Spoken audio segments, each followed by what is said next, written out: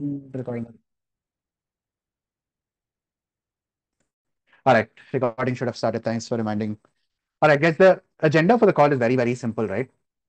Everybody that's on the call has received their admits. You should have sort of figured out which university you're going to. If not, that's also fine. But if not one, you should have received multiple admits for yourself, right? Now is the time for us to figure out how we actually get to the US. What are the next steps that are involved in terms of being able to go from an admit to attending the actual university and going there, getting your master's degree. So the idea of this webinar is going to be to divide the next steps into a few buckets and then go deep into each one of these buckets. Instead of me getting on a call with every single one of you and showing you how to fill the DS-160, how to do some of the service fee, etc., visa slot booking and all of that, it does not make sense for me to do that one-on-one because the process is the same for every single student, right? So on this call, what my agenda is going to be is for us to do the following four things. First, identify first of all, what is the I-20 and how do you get the I-20 from the university? Second, once you get the I-20, what is the DS-160? How do you fill it? What are the complications? Whatever we need to look through for the DS-160. Third, after filling the DS-160, how do we go get the visa appointment for both your biometrics as well as the consular interview? And the last one is going to be what is service and how do we pay our service fee? These are the four structured items on the agenda. Outside of these four structured items on the agenda, there are a bunch of other stuff that I'm going to talk to you about, including how do I find housing, what sort of things I should keep in mind, how should I think about financials just in general. When I land, what do I need to do in terms of booking an Uber, etc. All of those are questions also that we will take towards the end. But ideally, those four are the structured elements. So welcome to another webinar from Gradvine. This is probably the last one that a lot of you guys are going to be attending. So it's sort of a bittersweet moment for me. I've been doing webinars for the past 1 year with all of you guys. Now moving on to doing the same webinar and structure for the fall 25 guys. But I think I'll assume that this is going to be the last time that we are going to be interacting in a webinar format. Of course, you guys are probably going to come back on as mentors on the Gradvine platform. And so from that perspective, it's fantastic, but this is probably one of the last webinars, the structured formal webinars that we are going to be doing. As usual, just some housekeeping items, just general comments and everything, feedback, audio not coming, video not coming, screen share not coming, all of that kind of stuff on chat section. I'm not going to be monitoring the chat section today as much. I'll probably delegate that to Jeevit. And then any questions that you have need to go on the Q&A box. Q&A box is what I'm monitoring today because that's the only one I can monitor today because the complexity of some of these questions are going to be very, very deep, right? Most of you will have very personal visa type questions. I want to be able to give time for that. So strap in, all questions on the Q&A section, all comments, etc. on the chat section. We will post a bunch of links and documents on the chat section as well. So make sure to have that. On the chat section, I'm going to make sure that attendees can upvote and comment on everything. So you have the ability to get the questions. And then we have a special partner for you guys today. So far on all of the webinars, you would have realized we bring in very, very few partners of ours that we give them the platform to talk to our students. Today I have Zolve. I don't know if Saurabh from Zolve has joined in already. If he has, just let me know and I'll make you a panelist, Saurabh. But we have Zolve today. And for those of you who don't know what Zolve is, it's a financial partner that exists for folks that are going to the US. So think checkings and savings accounts even before you get there. Think credit card products, etc. So we will hear from Saurabh as well in just a little bit once I finish some of these agenda items. Saurabh will walk you through what Zolve does, what the credit products look like, and more importantly, why it makes sense for you to start thinking about the financial stuff as well, right? So we'll have Saurabh, looks like he's here. I'm going to, Jeevit, just make sure to promote him to panelist when the time comes, but we'll hear from them as well.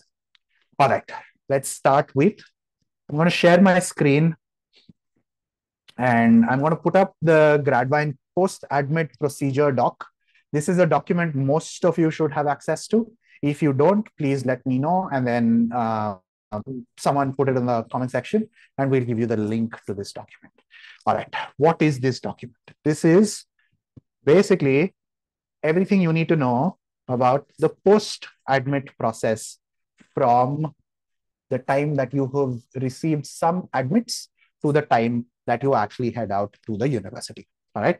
As it says, congratulations, first of all, you've done the hard work. You've already completed the entire applications process, struggle, no struggle, got in a bunch of places. Most of you that I've interacted with have gotten into like some of the most fantastic places there are. And so congratulations on getting the hard part done.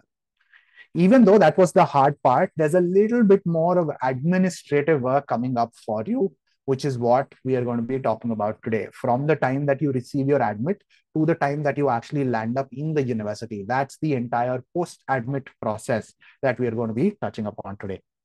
First, what do you need? As soon as you get a couple of admits, of course, you have to make the decision of which one to go to.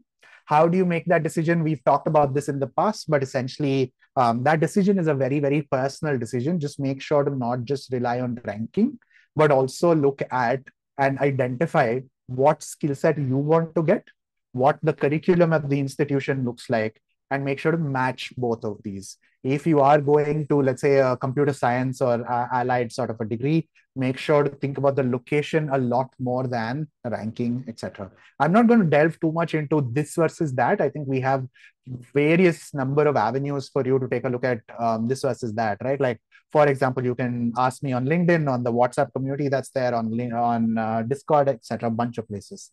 So let's not delve too much into this versus that. I have a bunch of admits. What do I choose? And let's focus a little bit more after that decision has been made. All right.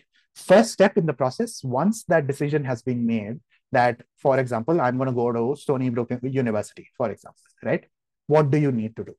The first thing you need to do, and you need to make sure, is that you send your passport, a copy of your passport, as well as a financial document to the university.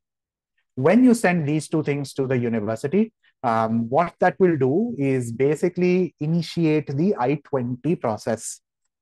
The I-20 process is basically, the I-20 is a document that the university gives to you confirming your admit, putting together some information around what program you're going to be pursuing, what the costs for those programs look like, etc. So the I-20 is a official admit document from the university, which is what you will take to the visa office to be able to get the visa for the F1 student. All right. So the first thing is a financial document. What are examples of financial documents?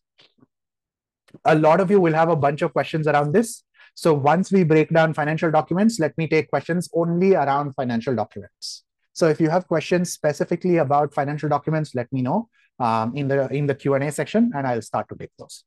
Financial documents can take two or more forms. First, and the easiest one to get at this point in time, seems to be a bank letter or a statement from the bank manager saying that your account, you or your sponsor, whoever account, has X amount of money converted into USD, right? That's the easiest form of financial proof that you can show for supporting your education. The second kind of financial document / proof that you can show is a loan sponsor letter. If you are getting a loan, an education loan, so if you can get an education loan sanction letter, that's proof that you were able to fund your education. Third is everything else. Within this bucket, I would put in a CA, a chartered accountant's evaluation of all your sponsors, assets, liabilities, and things that are liquefiable. Maybe mutual funds and stocks, depends on the university. Some might take it, some might not take it.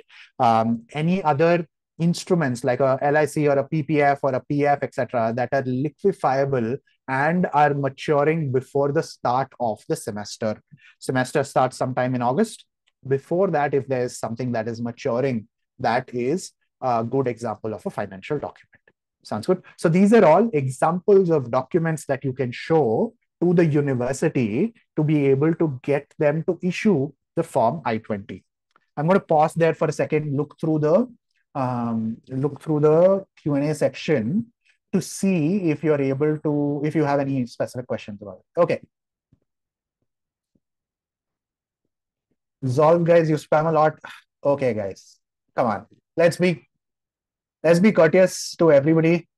If you have questions on financial docs, can I withdraw money after getting I-20, or does it need to stay there till I get my visa? There is no necessity that you need to show the same document that you showed for the I-20. You don't need to show that same document for the visa. You're okay. Don't worry about it, right? It is good practice if you're taking the same document that you provided for I-20 onto visa as well. It's good practice, but you don't need to follow that to the T. That's okay. Is it advisable to book slots on our own, pay someone? We'll come to that. Let's concentrate on just doing the financial documents. Any questions on financial documents? Where does one start in getting a loan? Any recommendations on collateral or non-collateral loans? Absolutely. Harish, if you're a Gradvine student, please reach out to your account manager. We will give you an entire document, plus put you in touch with one of our partners who will help you with the loans. But the idea of loans, we've just done a video as well on this, should be up on the YouTube page as well pretty soon. But in general, the way to think about it is, if you have a collateral-based loan, the interest rates are going to be lower. If you're going for a non-collateral loan, of course, the interest rates are going to be higher. All right. So keep that in mind.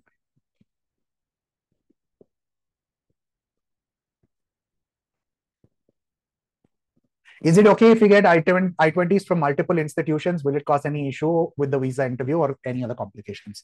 It is no problem at all if you get multiple admits, multiple I-20s from multiple universities. Not a problem at all. It's just not good practice. It's not being courteous to the university where you've asked them to put in a ton of work to generate that I-20 document when in fact you're not going to that university. Are there any legal ramifications? No. Are there any visa ramifications? No. Are there any moral ramifications? Yes. It's not best practice, so don't do it. Figure out which university you're going to and get I-20 from that one institution, or maybe two institutions. But don't get an I-20 just because you have an admit from 20 different institutions. Don't get an I-20 from every single one of them. Doesn't make sense. All right, so clear on the financial documents. In the chat section, everybody give me a thumbs up.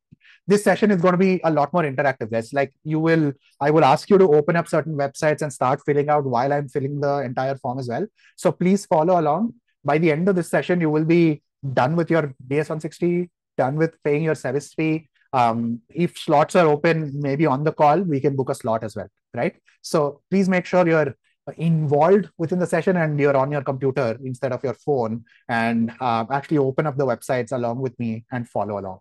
So financial documents, clear? I-20 clear? Yes, no on the chat section, not on Q&A. Chat. Yes, no.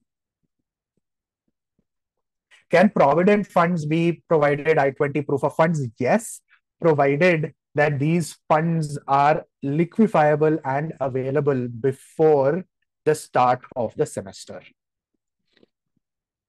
All right, couple of other questions. Bank statement allowed for an account which has an auto FD above a certain limit allowed? Yes.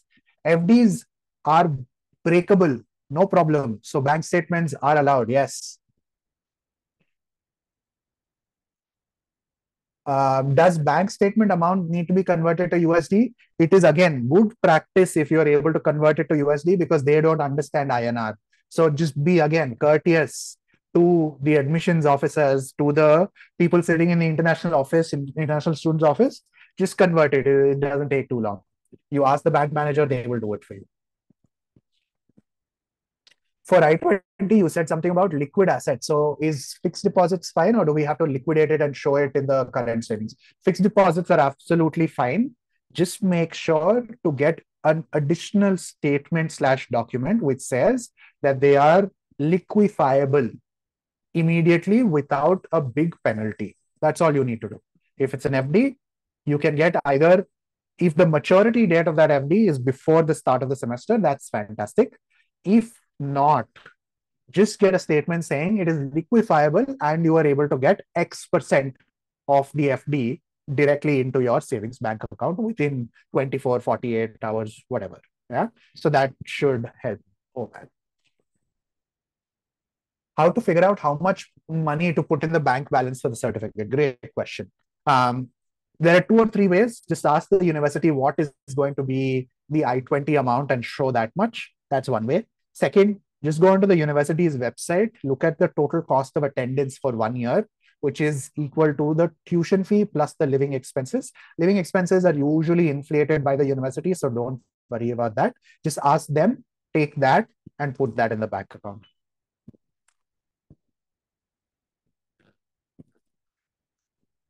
If PPF isn't liquefiable at the moment, but I can take out on a loan, will that work? Yes. Um, but a slightly complicated thing, show the PPF, also show something else on top of that. That would be my recommendation. Do we have to show 2 years fees? No, I-20 is only for the first year. I-20 is 1 year's cost of attendance. All right, keep the questions coming. Anything else on financial documents? Everybody clear? Say yes, no, whatever. Given bank statements for I-20, I'm applying for a loan simultaneously, but will I get my I-20 through bank statement? Should I show 2 financial statements? Okay, so if you have enough in the bank statement, you should be able to get the I-20. Your loan is getting processed. Once the loan is processed, you can absolutely go ahead and show that loan document, loan sanction document for the visa. So you're okay.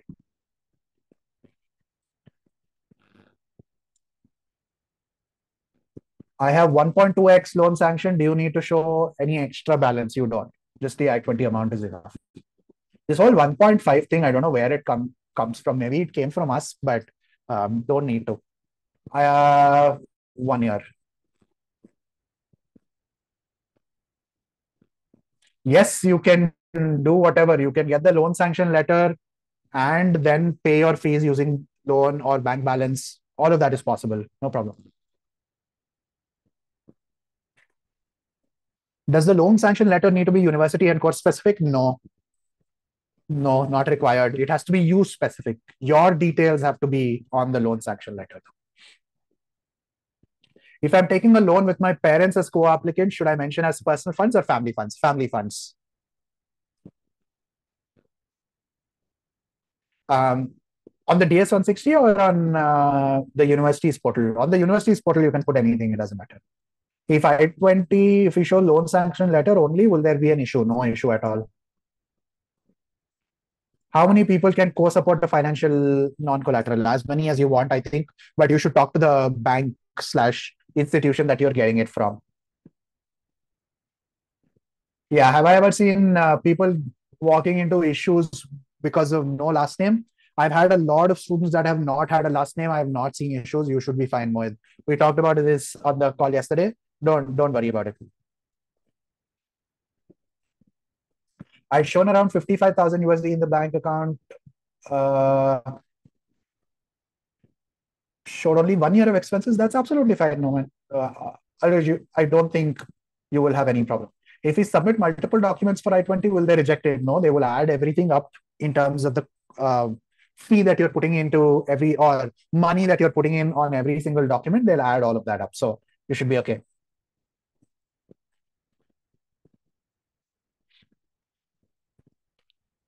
Are we late? I'm still yet to send document for I-20 Duke MEM. Will I be late? No. As long as you get your I-20s in hand by May 15, you should be okay. In DS-160, I have my parents as co-applicant in my education loan. Should I opt for personal family sponsor? Either way is okay, man. Family sponsor is okay. Don't worry.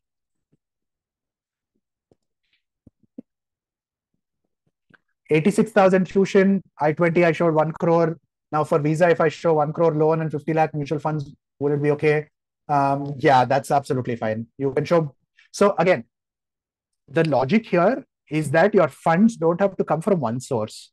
Your funds can come from multiple sources. It's just that all of those sources combined need to add up to the I-20 amount. That's all you need to take care of. All right.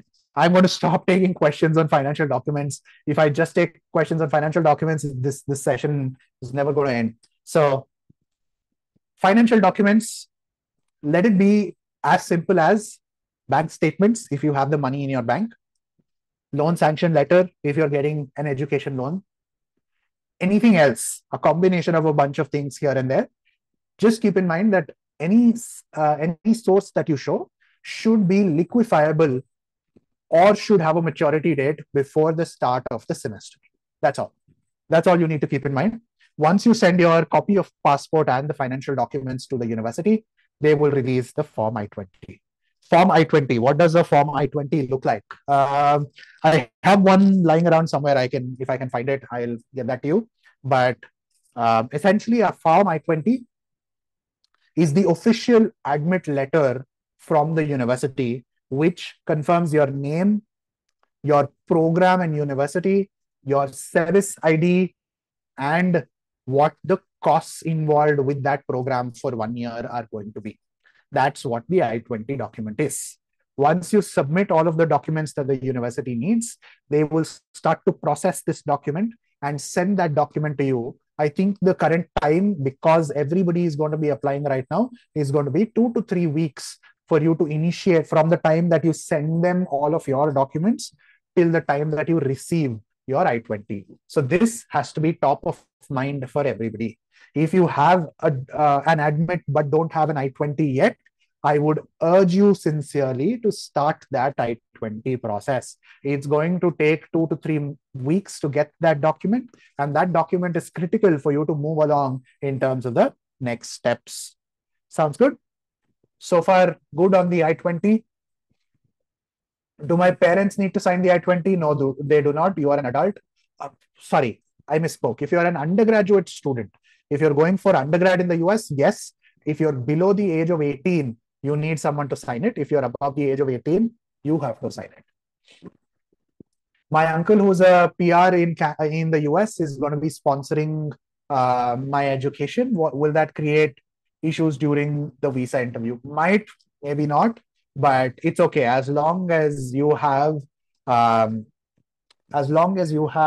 some proof that you are going to be coming back to India in some way. That should be okay. Either parental ties, property ties, company that will hire you back after masters. These are 3 things that you can do to show them. Why is mutual fund and stocks allowed in visa interview but not in I-20? I don't know who said it's not allowed. It is allowed irrespective. It depends on the university. Does Bitcoin count? Guys, I get that you are Gradvine students and you have to ask left field questions, but sure, if you're able to liquefy Bitcoin for funding your education, sure. Liquefy it, put it in your bank, and then show it. What kind of questions?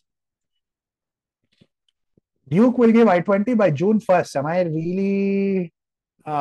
really late? Think about it.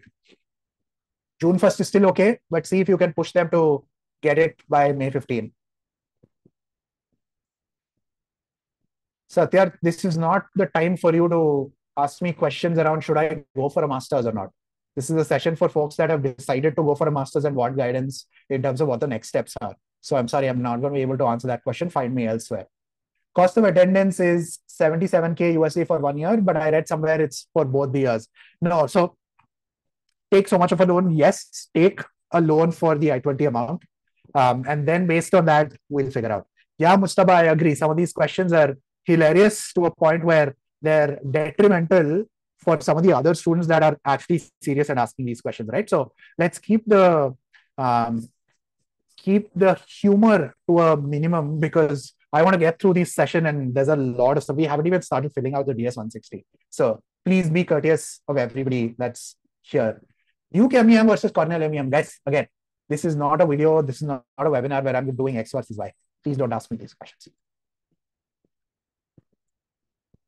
How long does it take for an education loan to get sanctioned? About a month to a month and a half. Give yourself that much amount of time.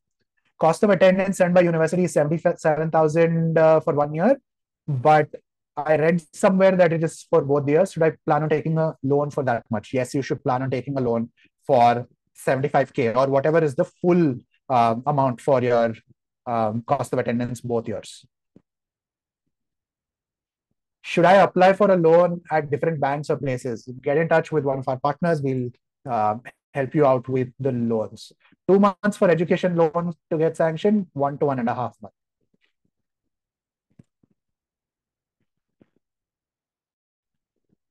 Any US banks that can offer loan? Yes, loads of US banks offer education loans, but you will need a co-applicant or a co-sponsor in the US.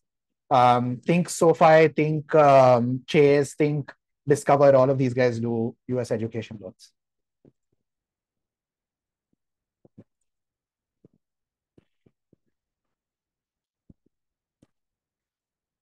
Mutual fund accepted during visa? Yes, the funds are accepted.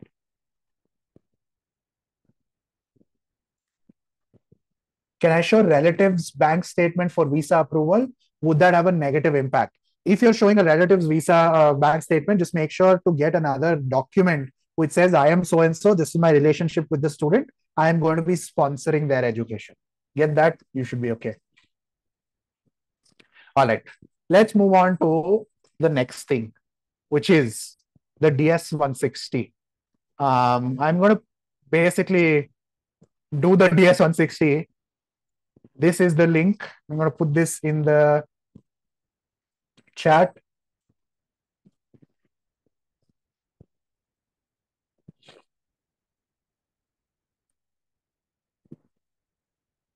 All right. I put the link in the chat for the DS 160. My hope is that I'm going to fill out the DS 160 along with you guys. Here's what I would recommend that you guys do. Keep all of the documents ready. Start filling it out. If you haven't started filling out the DS 160, this is a great time for you to start. Okay, I'm going to start filling it. Let's see how far along we get. Of course, we had to go through that.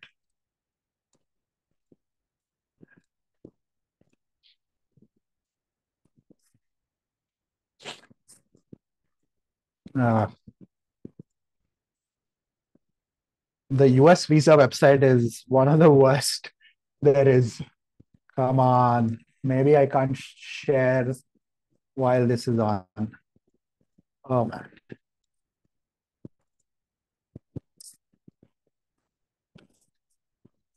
Just give me 1 second. I'm trying to figure out what's happening with this.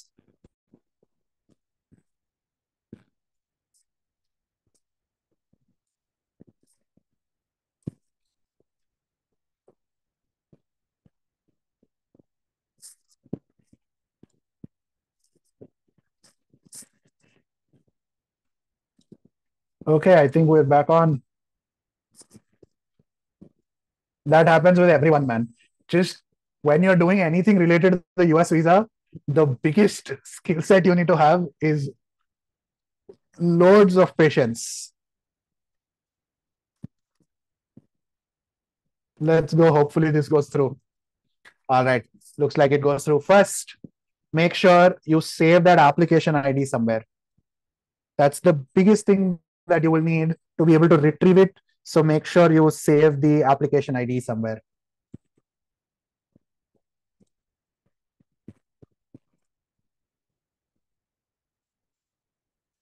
All right. So I click on I agree. What is the name of whatever XYZ? Continue. That's a secret question. That's the question they will ask you if you're trying to log back in again. What the heck is this? Let's go to retrieve an application.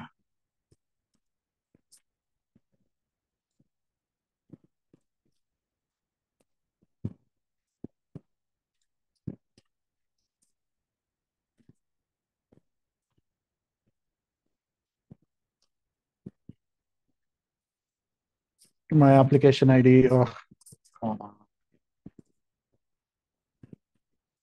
Where the heck did that go? Did I not save it? Of course.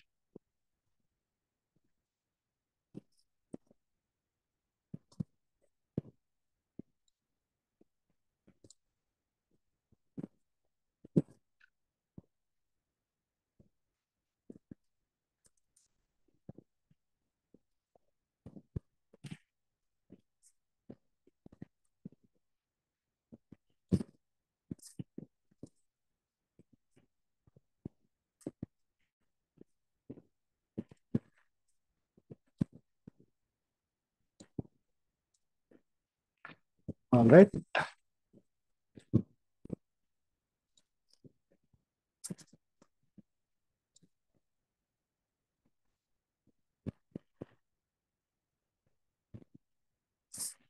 All right.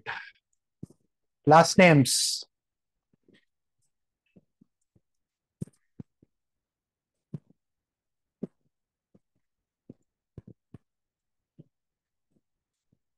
All of this is fairly easy. I don't think I need to walk you guys through any of this stuff. Um, there are a couple of things that are here and there. Maybe we can walk through those specifically, but this shouldn't be difficult.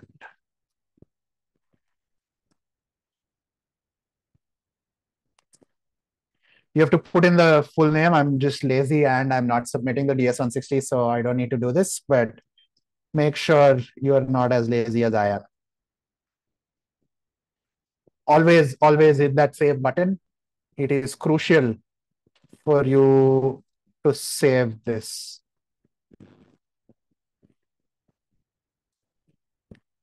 All right. All of this stuff is fairly easy. I don't think you need to worry too much about this one. Where you might have a little bit of a problem.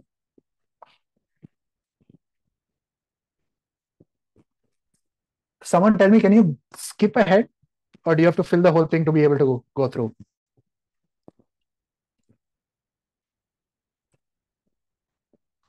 Doesn't look like you can skip ahead, so it's fine. You can choose to give your Aadhaar card number here if you want to, or in this case, again, every single one of you should be putting in the Aadhaar card number here. I am going to say it does not apply. I have a US security number, social security number, but I'm still going to say it does not apply. If you have the SSN, make sure to put that in.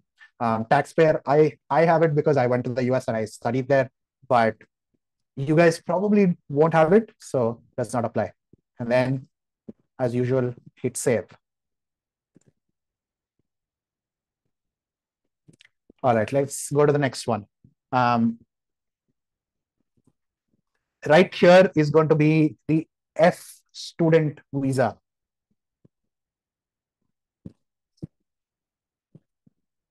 And then you will select F1. This is critical. Just make sure to follow this screen pretty well. Have you made specific travel plans? You can say yes or no. This is not going to affect your visa at all, so don't worry about it.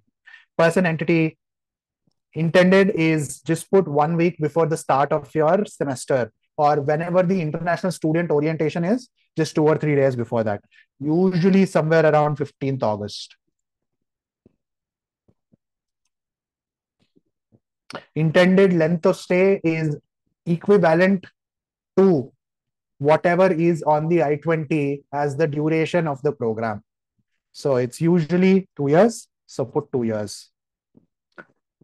If you don't already have an address where you will stay in the US, put the university address.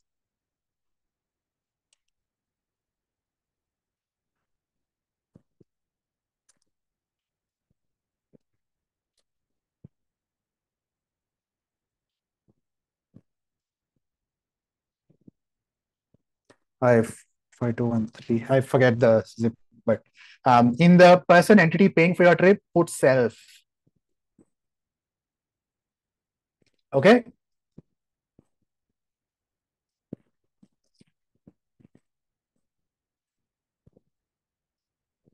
All right. Anything on that page? Any questions? What is the best time to reach there? A week or a month? You can't get there 1 month before, my friend. Get there 1 week before the orientation. You should be okay.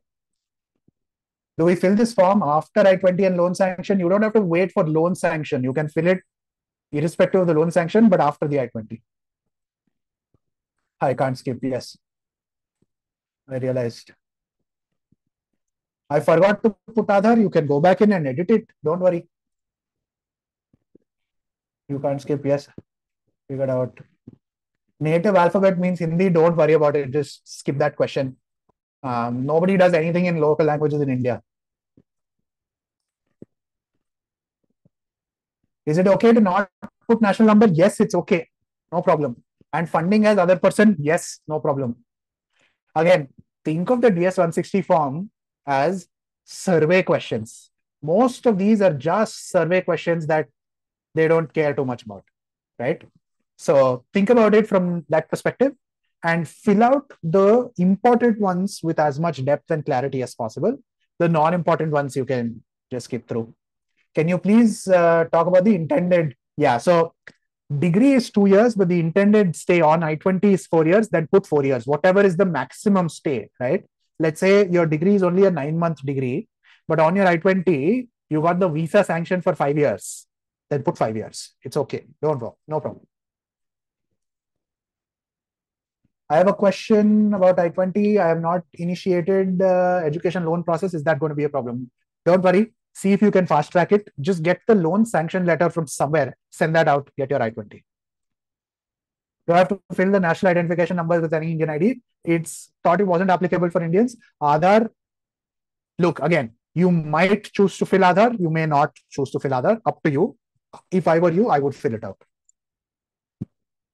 Can I book airline tickets before visa approval? Yes, if you have a lot of money and are okay taking that little bit of a risk. Where does middle name go? Okay, maybe I went through this. No, I'm not.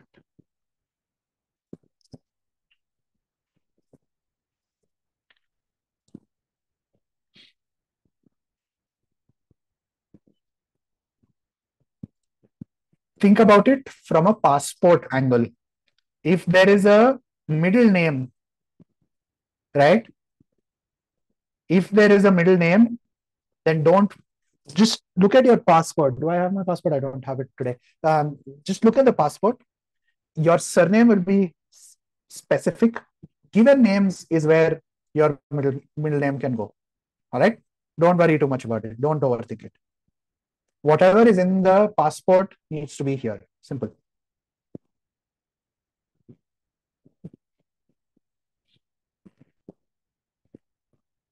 Yeah, I'm hoping this doesn't time out on me again. But if it does, we'll log back in. While that's happening, is surname mandatory? What to fill if we don't have a surname? Right here. If your passport does not include a given name, etc., if only one name is listed, all of that is there. It did time out.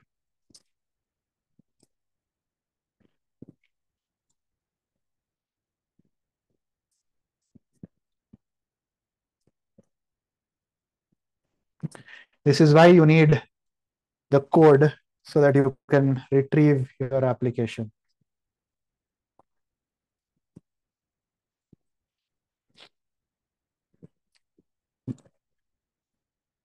I don't have 5. Anybody remember what I put in here? I thought it was XYZ.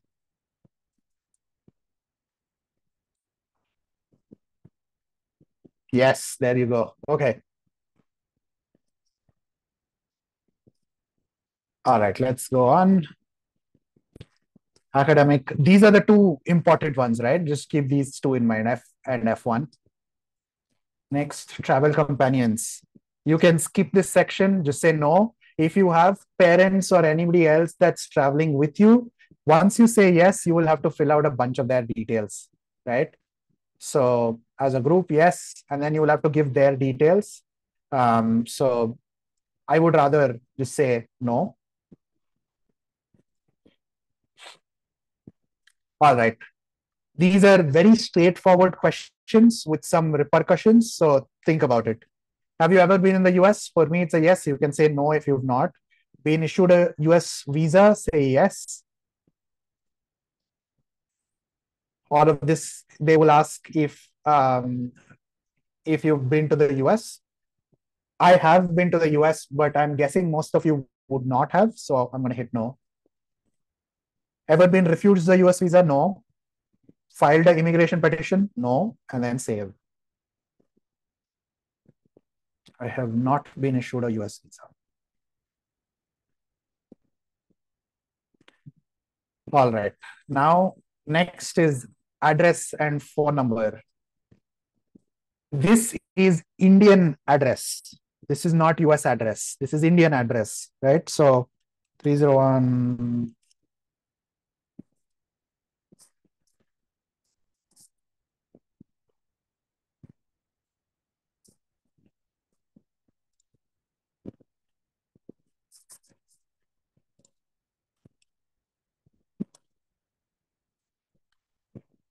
And then you select India. I would say yes, but if it's not, please make sure to fill that out. Phone numbers, no.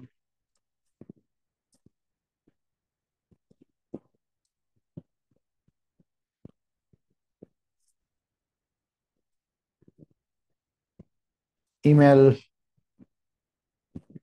no.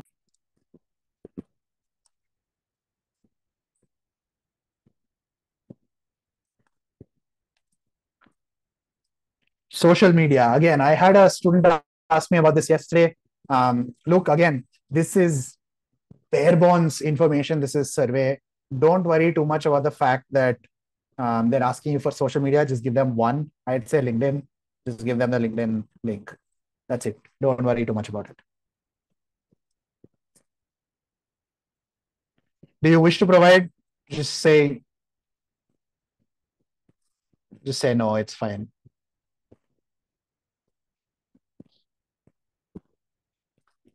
Phone number. Okay. Does not apply. Does not. All right, let's take a bunch of questions. Is giving active emails important? Absolutely important, because you're going to receive all communication on the email. So please do that. Does it have to be the same address as my passport? No, it does not need to be the same address on the passport. If you were rejected for a visa, you absolutely must talk about it. Any character limit for street address, just figure that out, man. Of course, there's going to be a phone number is 10 digits, right? Like you can't give more than that. I mean, I gave, but you shouldn't be giving. Guys, again, I don't need to go to the US on an F1 student visa. I have a visa already. I'm filling the DS-160 form to show you what needs to go there. Of course, the information that I'm putting in is not accurate, right? So please don't go by what I'm filling. Make sure to fill the accurate information for you. Passport expires in 2027. Can I renew it in the US? Yes. B1 was put on hold and then granted. If it's granted, it's a grant. Don't worry about rejections. Does visa center matter? It does not. All of you are Gradvine students. You are going to the top 50 institutions in the world. Nobody is going to reject your visa as long as you do the proper stuff. So don't worry about it. Irrespective of which center you go to, you will get your visa. Mention same name on passport for DS-160, etc. However, last name on Aadhaar card and UG certificates is different. Passport is the original. Aadhaar card only for stuff in India. Don't worry about it. Whatever is on the passport needs to be stuff that's on every single document. I have a valid US travel visa. Does that change anything in the process to get F1? Might qualify for a Dropbox. I'll talk about it when on the session in just a little bit. University's fact sheet says successful graduates may be eligible for STEM OPT. How should I be sure of this? Ask the university.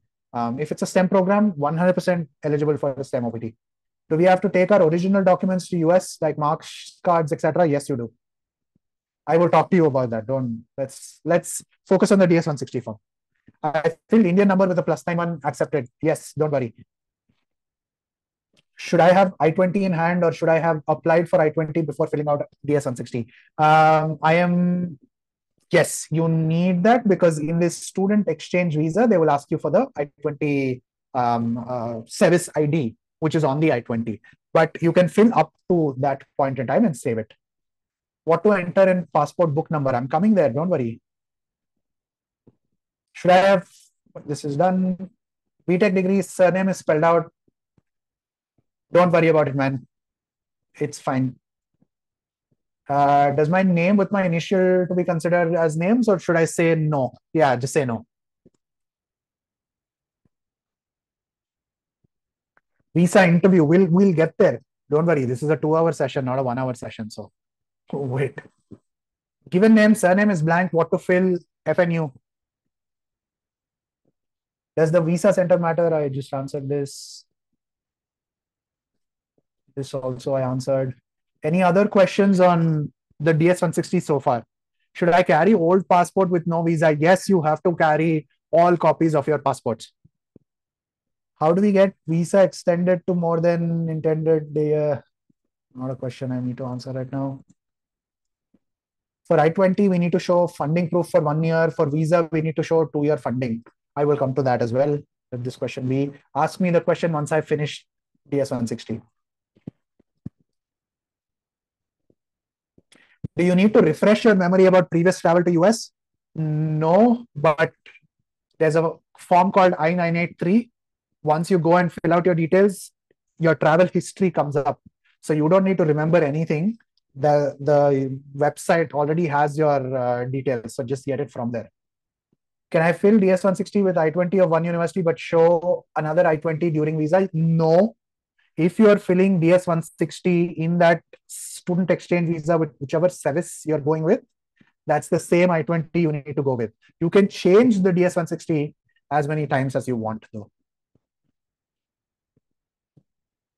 Yeah, the DS-160 form is basically a survey for the visa. They're asking you some questions and trying to make sure that all of that lines up with what you have, with what the university has said, and use the DS-160 to book an appointment for visa. How do we get the service number? It's on the I-20. Wait, I'm going to give me 1 second. Do we have I-20s lying around? We should. Just give me 1 second. Let me find an I-20.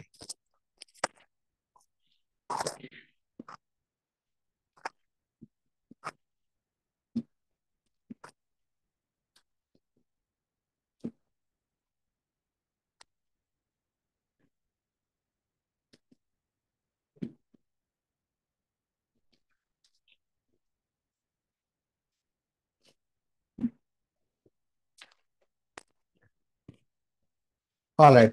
I have an I-20 in front of me. Thank you, whoever was kind enough to let me use this.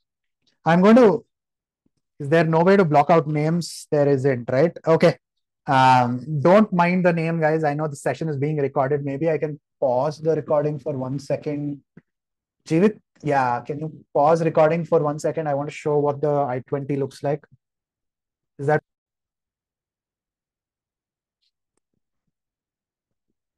Yes, visa application form and slot booking is done after the I-20. Without the DS-160, first of all, without I-20, you cannot fill DS-160 fully. Without DS-160, you cannot do the whole visa slot booking.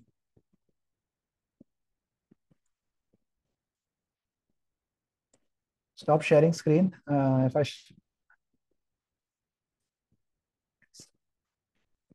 in the DS form, passport information setter, city where my passport, it's there in the passport.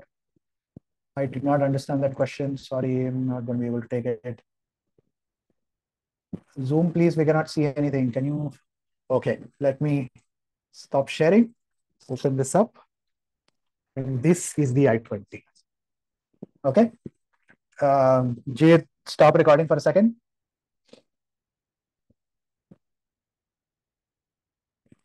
All right. Hopefully, you guys could see all of that. Oh, that is good. Oh man, guys, killing me with the questions. Can I skip Aadhaar card? Yes, you can skip. It's not mandatory. Where do we book slots through the? Do we book slots through the DS-160? No. Have patience. I'm coming there. DS-160 is a form that you need to fill. There's another website that you need to go to fill to get the visa slot. So wait for it. 20, maybe 25 more minutes, we'll get there. Passport section. In the passport information section of the DS form, passport section, okay, right here. Okay. State and country where it was issued, which are not included in the passport. No problem. If, for example, I said passport has been issued in Hyderabad, Hyderabad is a city that is based in India, right? Because your passport is in Indian. So it's fine.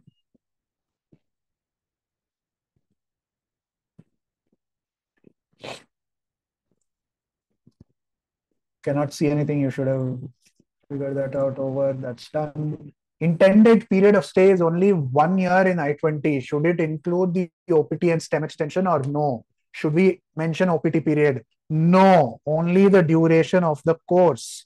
That's all you need to put up.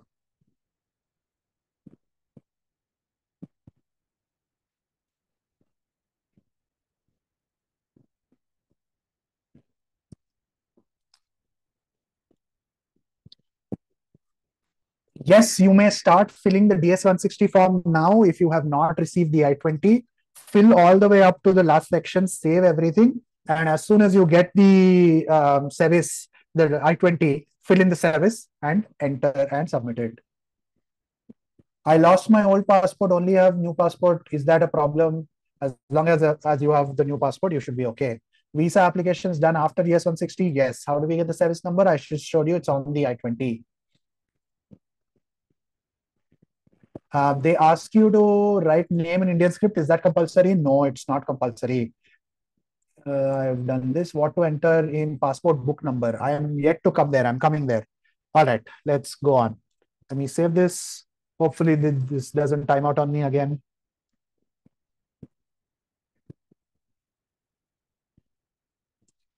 Screen is stuck because I'm not doing anything.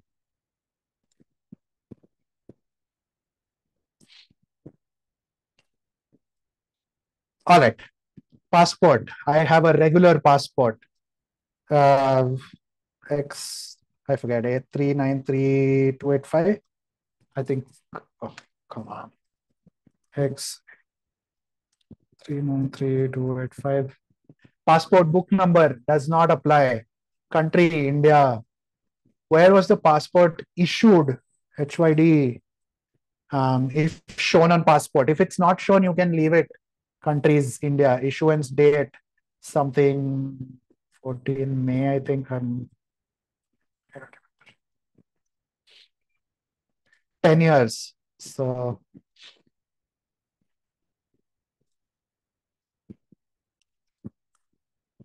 have you ever lost a passport or had one stolen?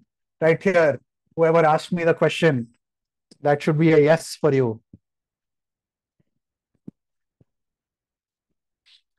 All right. This is done. Any questions on this section?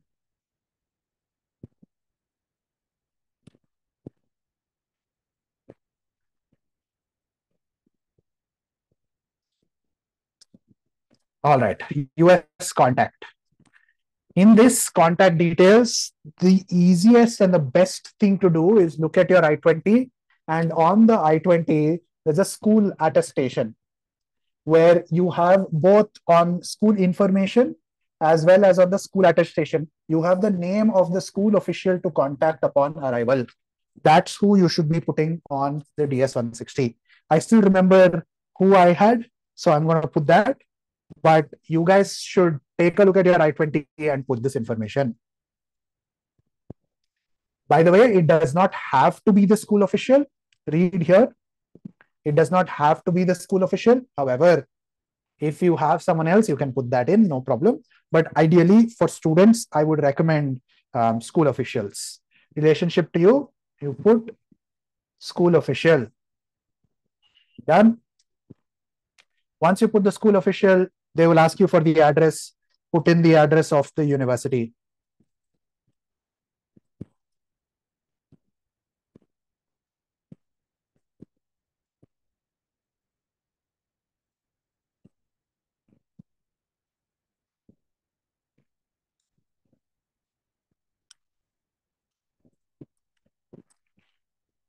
And then school officials' phone number might not be available, but you can just put in random phone number.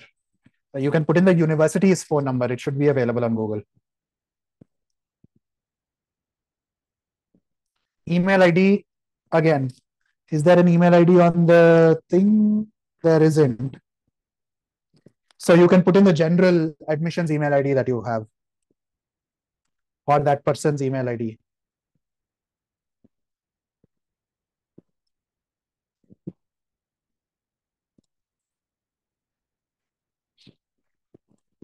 All right, questions on that one. When is the latest we need to complete this step? Look, There is no way students that are going fall 2024 will not get a slot. Let me tell you that, right? So don't worry about it. Even if you're getting your I-20 first week of June, you're okay. Even if you're getting it in the second week of June, you're okay. Just make sure everything else is set up. All these forms are filled out so that you can very quickly go ahead, move on to the next step. Service fee, I'm coming. Hold your horses. I'm coming there. When we have Duke MEM with co-op, put 21 months.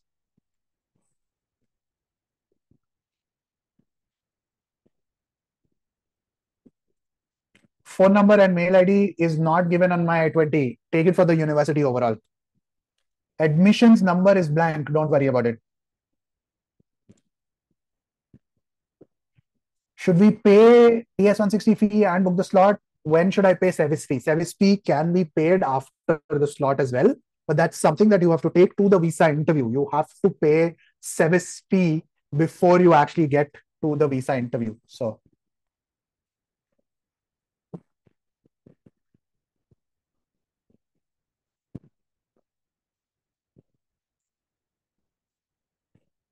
should we fall into the trap of visa agents, YM these WhatsApp and Telegram groups? By the way, look, guys, the webinar that I'm doing right now, this is exactly what every single broker is also going to try and do. This is exactly the thing that you are also trying to do, right? There is no rocket science. If you've been able to get into a really good institution, it is your prerogative and moral right to be do your own visa application. There's nothing rocket science about it. It just takes a little bit of patience. And if you don't have the patience to do your own visa application, how will you survive a rigorous 2 year or 1 year master's degree? So paying someone rupees and money is just out of realm of my thinking. I've had someone who came to me and told me, "Hey, I got whatever done through Gradvine. Now I'm going and paying a visa broker 60,000 rupees for him to do all of this paperwork and get me a slot." And I lost it, right?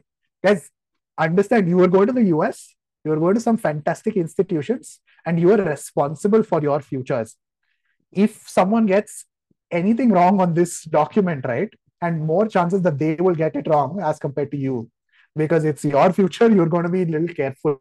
They probably do thousands and thousands, and it's utter ridiculous waste of money, time, etc. So please make sure to do it by yourself. You don't need to think about anyone else or take anybody else's help. This is, by the way, this is the entire thing that I'm doing right now. Is I heard through some of the students that we have that brokers are taking whatever ridiculous amount of money to do the exact same thing. Why can't you do it? It's hardly, because I'm explaining, it's probably taking me this long. But if I were to sit and fill out this form, hardly takes me 8 to 10 minutes. If you can't spend that much amount of time, what are you even doing, right? B1, B2 already have biometric not done. You still have to go through a visa interview. You will figure out Dropbox or not. Just stay along in the next 25 minutes. I'll show you how you figure that out. 1 year, whatever is on the, do not include co-op in the duration of the degree. Do not include that. Put whatever is the duration of the course as mentioned on the I-20, put that in there. Even if I don't do a OPT for 24, yes, you can still put 21 months, no problem. How will the agents get you in, help you in getting an interview? Why is it quite hard? Look, guys, understand what you're trying to do. You're trying to get a slot to go to the US and pay upwards of $100,000 to them to study there. You're not doing it out of charity. You're paying them a significant amount of money. Every year, 1,25,000 students will go, right? Which means they have to open that many slots by default. It's just a patience game. There is no way that you will not get a slot. You don't need to get desperate and go to a broker. Don't need to do that. Just have patience. Sign in once or twice a day. Have someone who's looking at it. Have like a group of friends that are looking on it. If someone says that they've gotten a slot, just log in at that point in time. You will get it. We're going to log in today. Hopefully, we get it.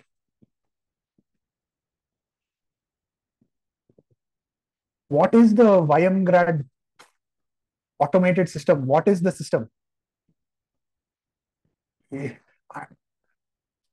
Man, I don't need your money to do this stuff. This stuff should be as free as possible. I'm saying I'm not, I'm giving you everything that you need without charging you any money. So I don't know what you want to pay me for. No, no problem. Co-op extension. The DS-160 is only a survey form, right? Which means that the document that you give is not the document that they're using to give you the duration of the visa. Everybody by default F1 student visa gets 5 years. So you don't have to worry about the co-op being extended or not. It creates FOMO via Instagram stories. So you are getting FOMO, right? So you figure out what you need to do. Some hilarious stuff. Tough says co-op, irrespective, put whatever is on the I-20, put that. Yes, will do. Thank you for not putting it here. By the way, Stony Brook better than NCSU. So think about it. Even irrespective, 21 months. 5 year part, yes. So all student visas, unfortunately, I don't have my passport with me today, but all student visa is 5 years visa, right? 5 years or the date of completion of your degree, whichever is earlier. That's when it is going to be valid till. So don't worry about the length of the visa. You will have enough time with the co-op, with the OPT as well. All right, let's move on to the next page. I save it. Of course.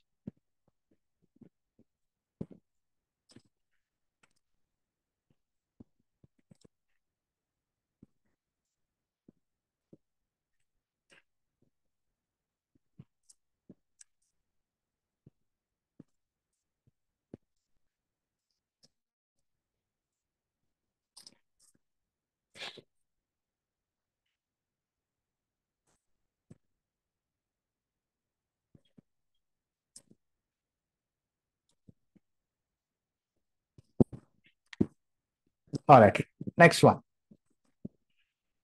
All of these details should be fairly easy. I'm going to go ahead and put do not know, but of course you guys know. So you can go through.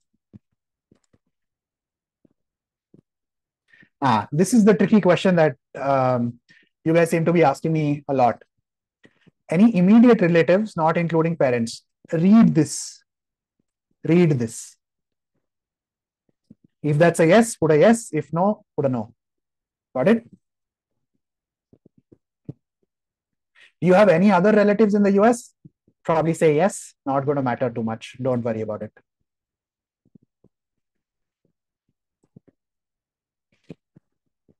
If we lie about sibling, do not lie, man. What's the point? It's not like they're going to take that information and do anything about it. Do not lie on the DS-160. Do not lie on anything visa related. That's the one big no-no for visa. Does a place where we are applying for a visa in this form and where we book slots has to be same? No, does not have to be the same.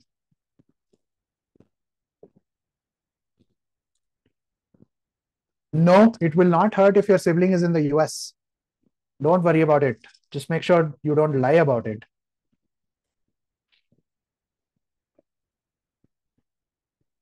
Mustafa, we'll talk about the immigration process at the airport later, man. Let me just finish off the DS-160 first. Should I have the I-20? No, that's done. Visa interviews, we'll get there. Don't worry.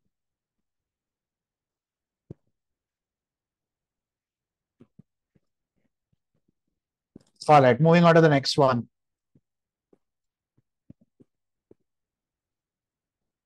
Yeah, the reason I have this is because I filled out DS-160s in the past. I have a spouse, and so that's needed here. Or did I do something here and I said spouse?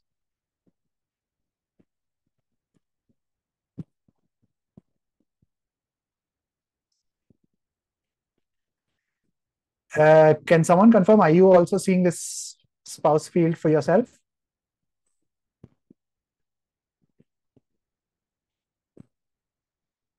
Yeah, that's right. Sharad, thank you. I put married in my first thing. So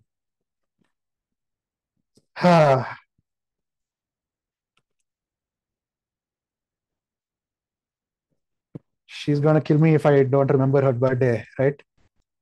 But I remember it.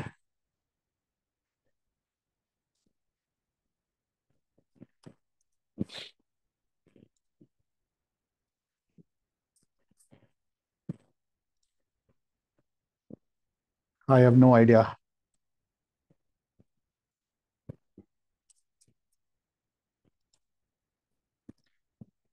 Done.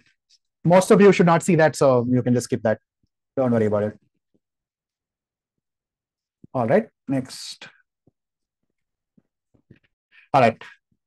Questions, questions. Entered married, yes. Thank you.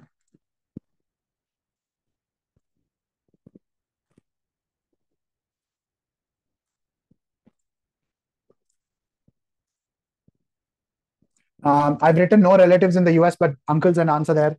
Sure. Survey question again. Don't worry too much about it. Duke has 1 year, but we have 21 for co-op. And even if I skip co-op and just do 3 semesters, how much should I put for Duke? Take the I-20. In the I-20, there is a start of classes, program start, end date. Just do minus, subtract the end date from the start date and figure out how long it is. Put that in there. Simple.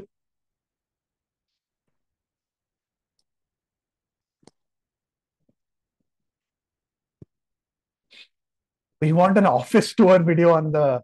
Yes, yes, sure.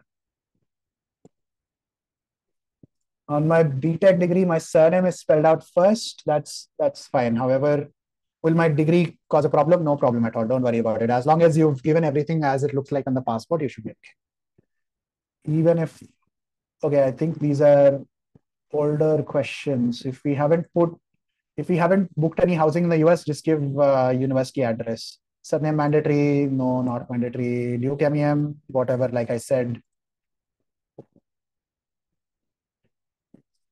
All right. Primary occupation. Uh, what do I put? Engineering. Sure, engineering.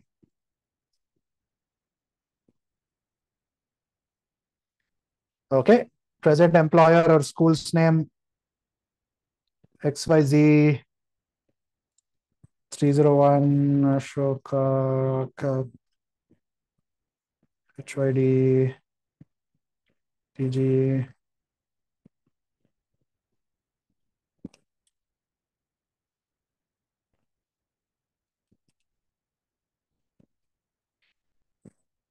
Region India. Start date. Who cares? Whatever. Again, this doesn't have to be accurate. Just put the first of whichever month you started working in. Monthly income, whatever. That's fine in local currency, or just it does not apply. This is important. Just make sure you add this pretty well. All right, let's take questions. Should one mention pre-post tax? Don't worry about tax. Pre-tax.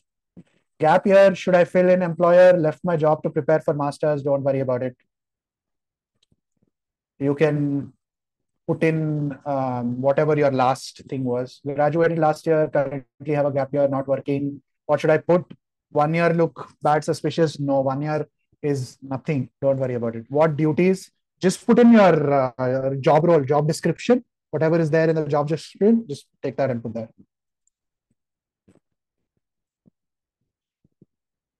2 years of gap, red flag, not necessarily. As long as it's under 5 years, you should be okay. I don't think it's such a big issue. I-20 period is 1 year. Loan sanction letter does not matter. Whatever is on the I-20, that's the same thing that you put up here. Don't worry about it. Site not moving forward. Just make sure to save it and then refresh.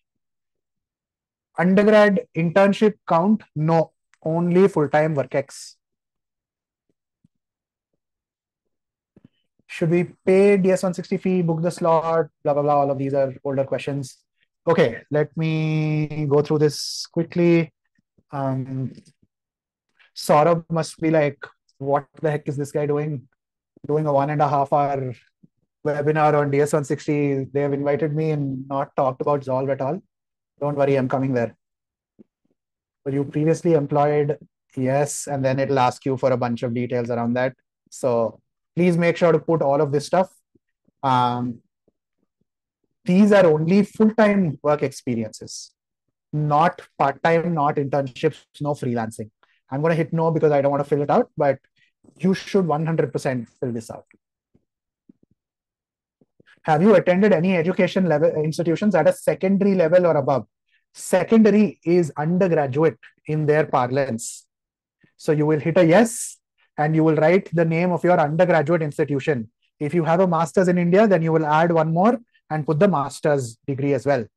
Secondary education is not schooling, is not high school. Do not put high school here.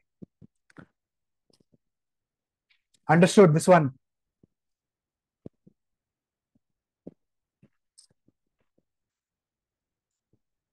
All right. What should you put in? Phone number of office says whatever, man. Um, landline is +1 +910 whatever, or just put your own phone number. No one's gonna know. Yes, if you worked in two companies, you have to put the details of both the companies. Add both to them. Is it a problem if I've resigned because I intend to go to the US? No problem. You can give the same company name. Business of my own, so no employer shall that. Yes, that's what I have as well. So that's what I did when I was filling out my DS160. You can say self-employed or a business. Student, I put my internship details under previous work experience. Sure, okay, no problem, but don't need to give internship. All right, next one. Belong to a clan or tribe, say no. List of languages, if you want to give that, go ahead and give it, but nobody cares. Have you traveled to any countries, regions in the last 5 years? My answer is yes. Whatever is your answer, please put that. I'm putting a no because I don't want to deal with it. Let's see what happens when you put a yes. Yeah, you basically have to give the names of the countries that are on the passport. So if you've traveled, please make sure to put that in. Contributed to charitable organization. You can put a yes or a no. If you put a yes, they'll ask you for details. So up to you. I'm just going to put a no. All of these are survey questions. These will have zero impact on your visa. So don't worry about it. Do you have any specialized skill? Answer always no. Served in the military? No. And the last one also no.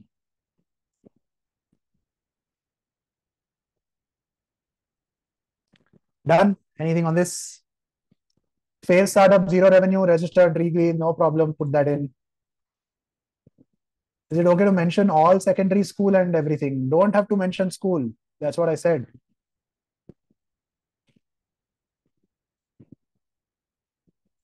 How old?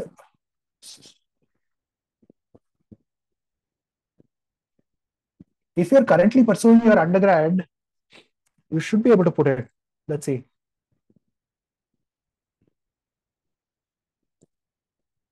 And then in the this one, if you're yet to graduate, it will tell you what you can do. Anyway, you can put in a later date, I think. You can put in 2024 May. Should not be a problem.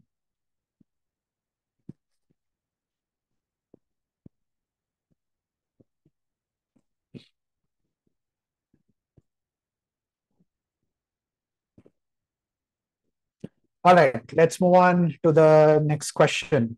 Do you have communicable disease? Of course not. Any mental physical disorders? Please put no. Have you ever been a drug addict? Please say no.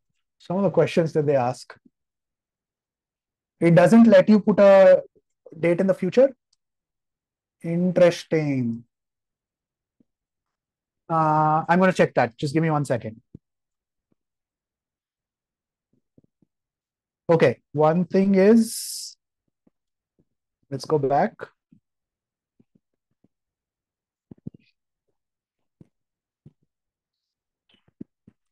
I'm going to come here. Next is education. Let's try this. Someone's saying you can't put a thing in the future. Let's see what you can do.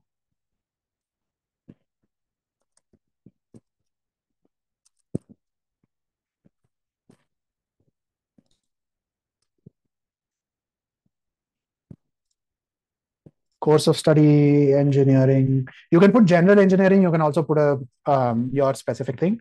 From whatever to this is 2020. And let's see if you can put.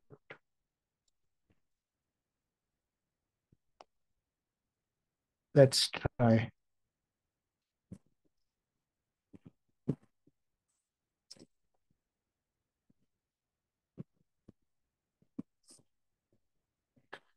It's timing out at the worst possible moment.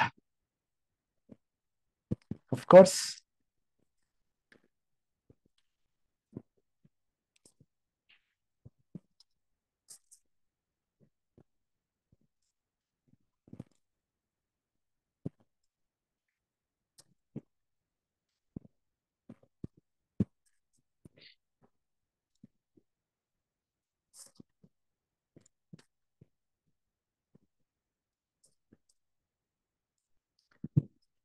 All right, let's see if that went through.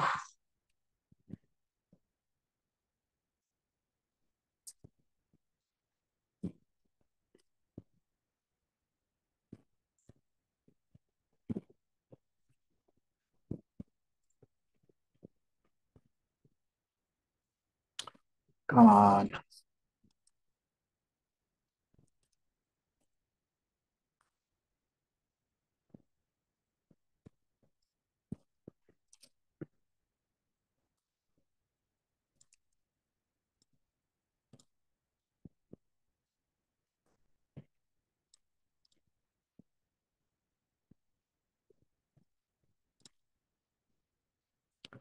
Let's try this.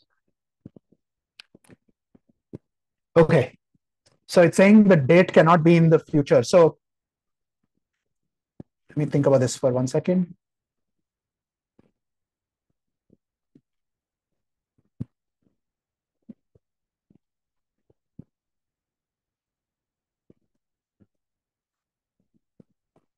Yeah, I think one good way to get around this is just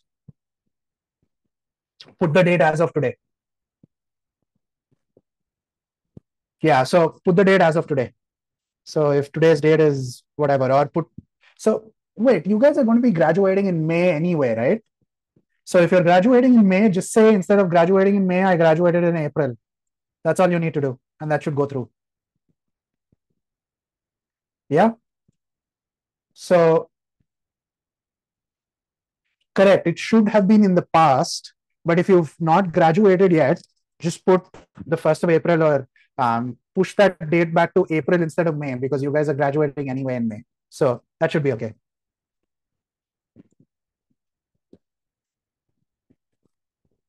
College names changed since I graduated. Should I put the new game? Whatever is on the degree certificate, that's the one that you put. Can we fill this instead in the present work thing and leave in the past date? Actually, let's see if I can leave it blank. Can I leave it blank? No. So yeah, just a simple hack. Just put this for the month previous. No problem.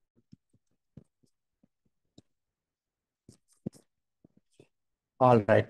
Next to security and background.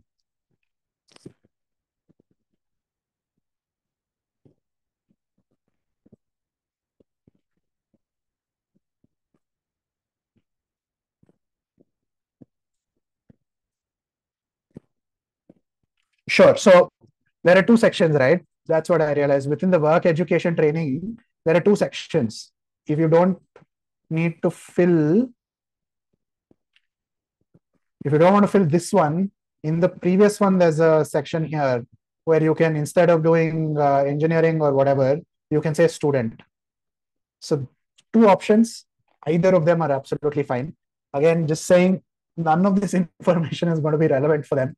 All they care about is your service ID, which is on the last page, your passport details, which are on some of the pages initially, and just as a survey for everything else. So don't worry too much. Don't stress out on this form too much.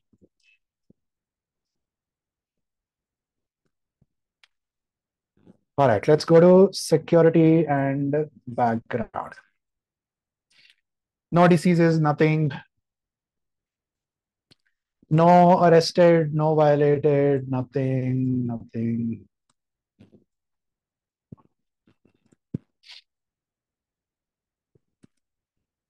Nothing. Engage in terrorist activities. Like, yeah, a is going to come here and say, yes, I'm going to involve myself in terrorist activities. Some of the questions that they ask are just plain dumb stupid.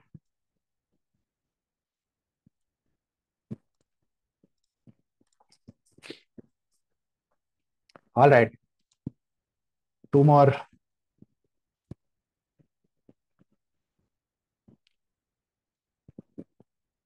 Hopefully, this is a no. If this is a yes, you're probably in a little bit of a pickle. No. Have you voted? No. Renounce? No. And then this is the part that you guys need to fill out very, very well. Okay. This is list at least two contacts in your country of residence. In your country of residence right now, you're in India. So two people in India that you need to give details of. Just don't give mom, dad, please. Give maybe one friend and give someone who's some manager kind of person.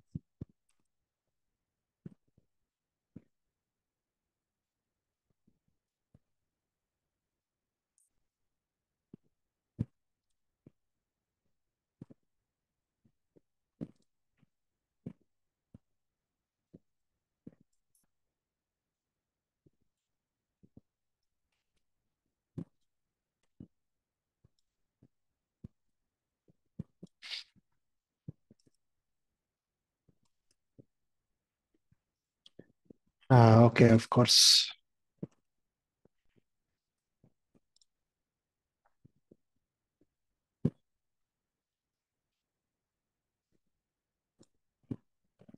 All right, just clarifying this part again. This is information that you have to give about two points of contact in India. You can give Gradvine's address, sure, no problem. Can you access DS160 frequently from different devices? No problem, as long as it doesn't time out, just like it did. Can I enter friend and aunt? Yes, sure, absolutely.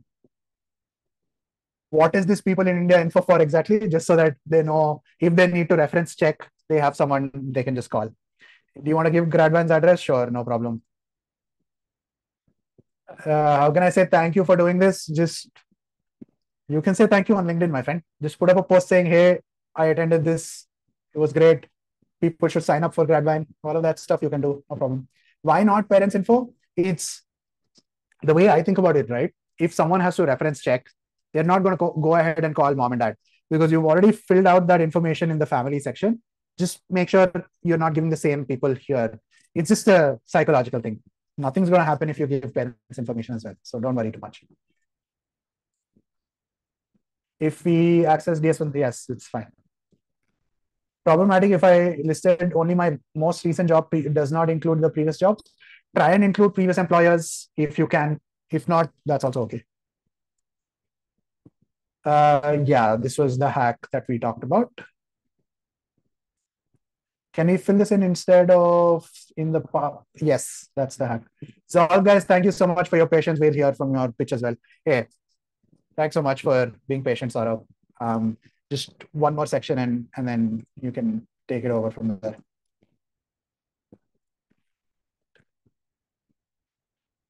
If you dropped out of the MTech, don't have to give the MTech. If you don't have that degree, don't worry about it. You can skip.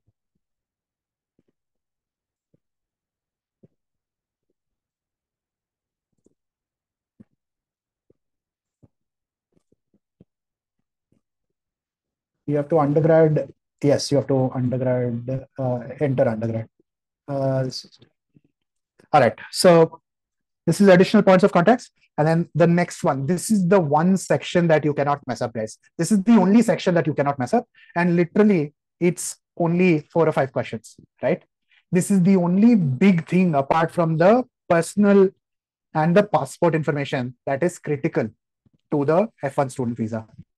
This, again, I-20, masking everything. That's the service ID, right? So that's the service ID you will need.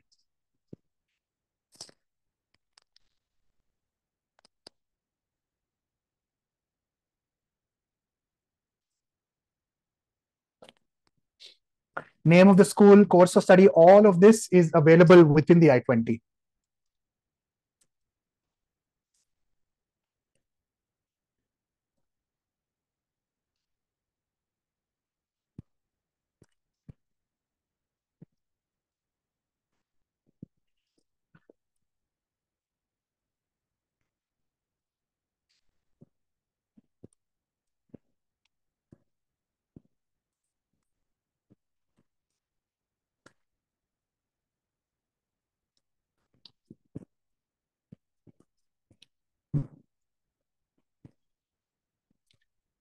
All right.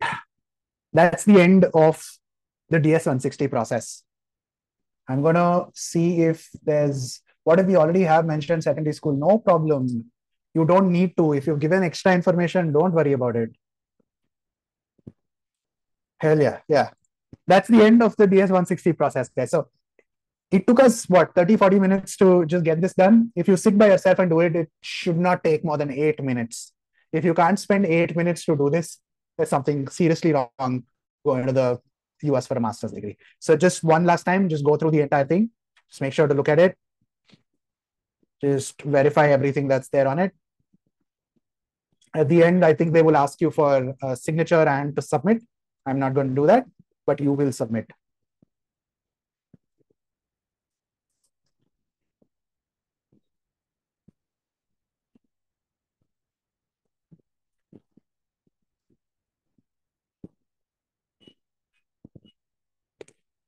This is the last page that you should see, current location, Hyderabad, India. And then you will see sign and submit. All of this is standard. Did anyone assist you? See this? This is a trick question. Please say no. Okay. Passport number. And then enter the code. Yes. And then I'm not going to do this, but hit the sign and submit application. This is your signature. Got it? Everybody go. What happens if we say yes? I don't know. Let's check. They'll ask you for who gave it to you and what the relationship is. But why complicate it? Just say no.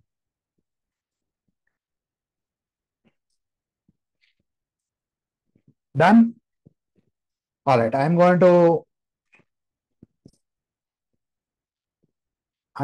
to not do anything. Just save it here and keep it in. So we've talked about financial documents. We've talked about I-20. We talked about DS-160, which is part one of schedule your visa appointment. Let me take a break for a bit. Saurav, Jeevat, if you can get Saurav on, maybe we can take 5 to 8 minutes to talk about what Zolve is and how you can take advantage of Zolve. And then we'll get back to regularly scheduled programming about how to apply for a US visa after the DS-160.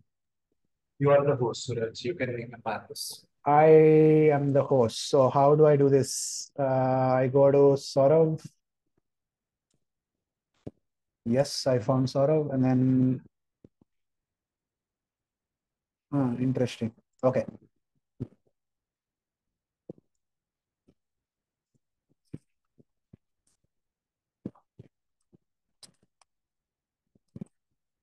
All right. And then promote to panelist.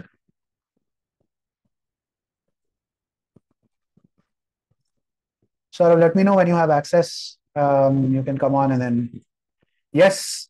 Hello, Hi, Saurav. am I audible?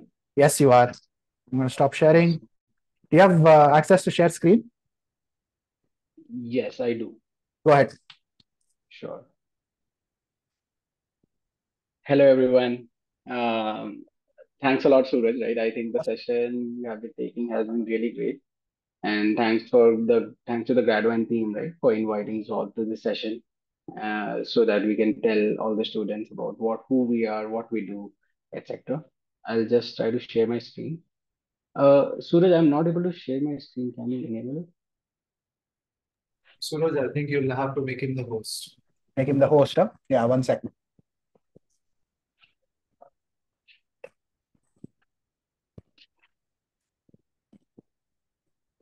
This thing of not being able to give panelists share screen access is just weird.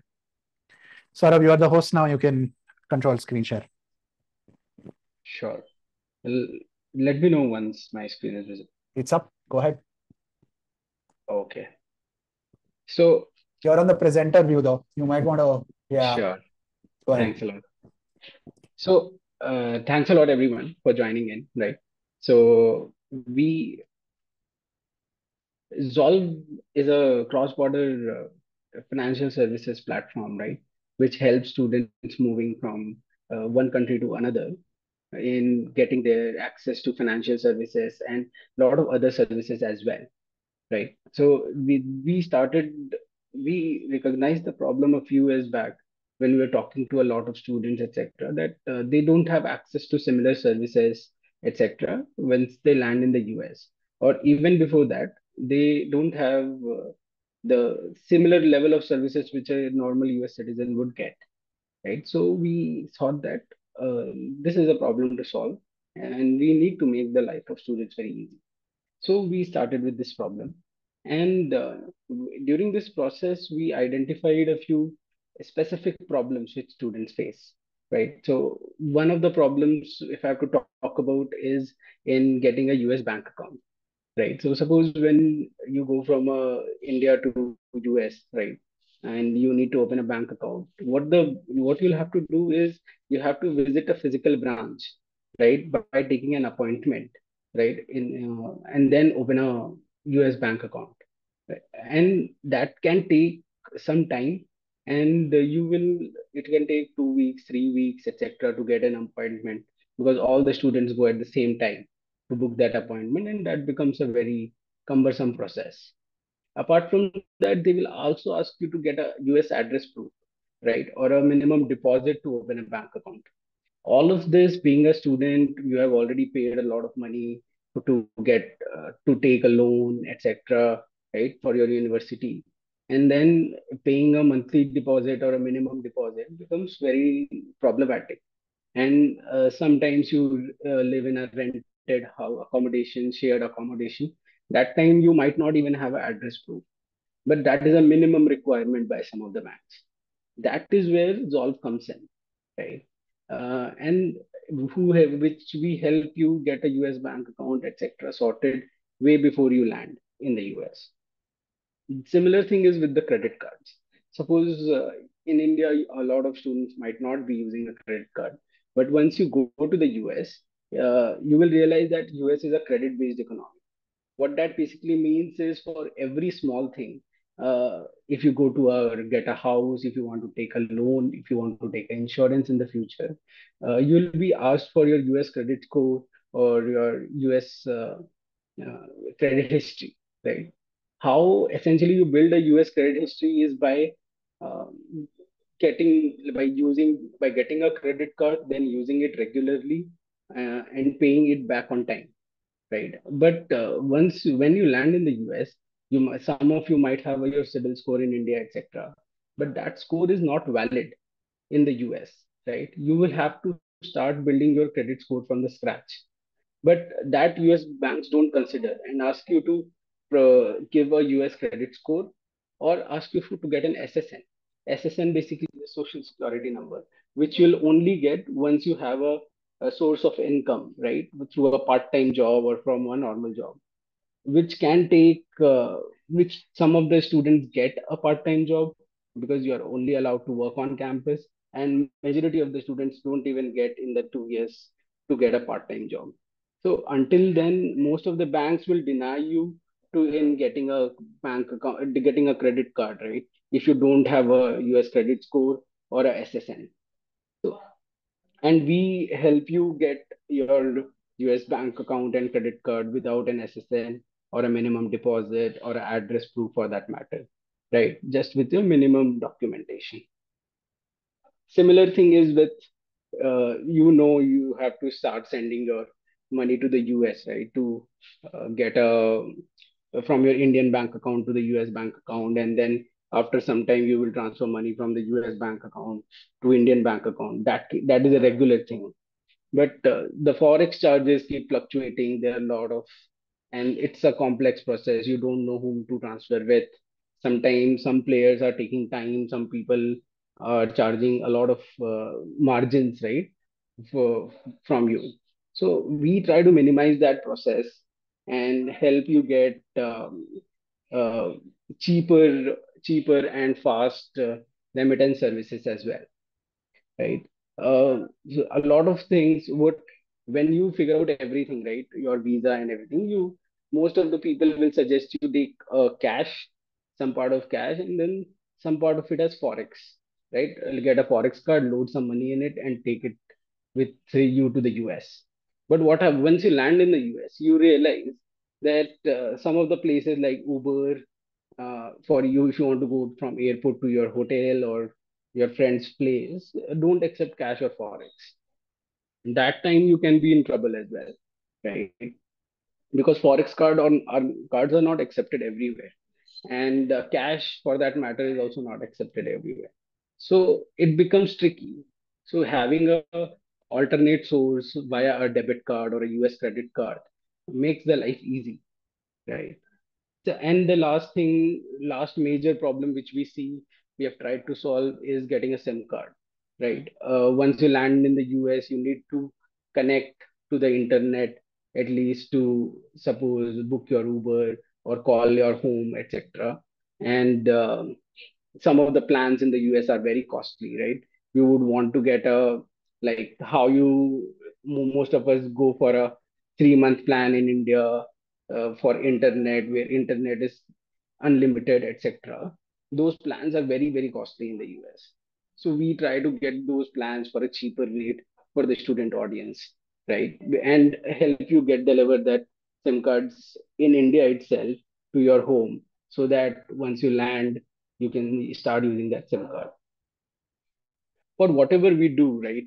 So we all in all make it a one-stop solution for you guys, right? Where just after your admission and visa process, you can come to Zolve. We solve a bunch of problems, like help you get banking products like bank account, credit card, then help you transfer money from India to the US and US to India. We help you with some products which you might require once you land in the US, right? Health insurance is a must. Renter's insurance is needed. Then you need auto loans or insurances, right? Because commute is not very easy in the US. So you might need a auto loan for that matter, right?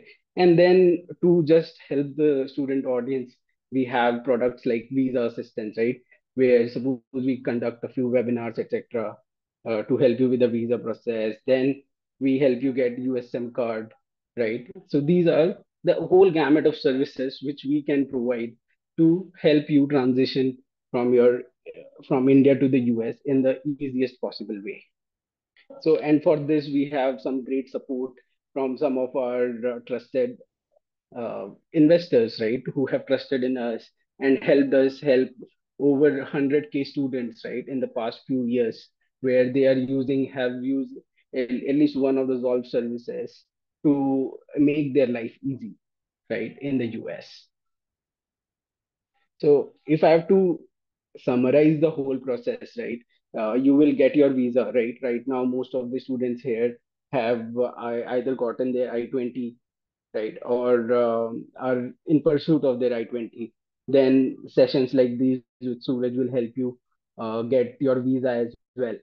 Once you have that, right, with the general process which you'll have is you will try to get a forex card or cash, then which you'll pay some amount, right? The loading fees, issuance charges, and forex charges, all of that you'll pay. Then you'll apply for a SIM card, right? Or you will get an international roaming pack while you're in India. Then once you land in the US, you will go to a bank, right? Visit their branch, then try to get a local address proof or SSN, and then you will get your bank account or credit card. All of this process takes somewhere some about 3 to 8 weeks, right? Where some of the students who are lucky can get it sooner, and some of the students who can struggle as well, and it can take a longer period of time. What we just do is make it very easy for you, where you can apply for everything while you are in India within 5 minutes through an online application. You can get apply for a SIM card, you can apply for a bank account, you can apply for a credit card, you can apply for health insurance, auto insurance, renters insurance, all of that, right?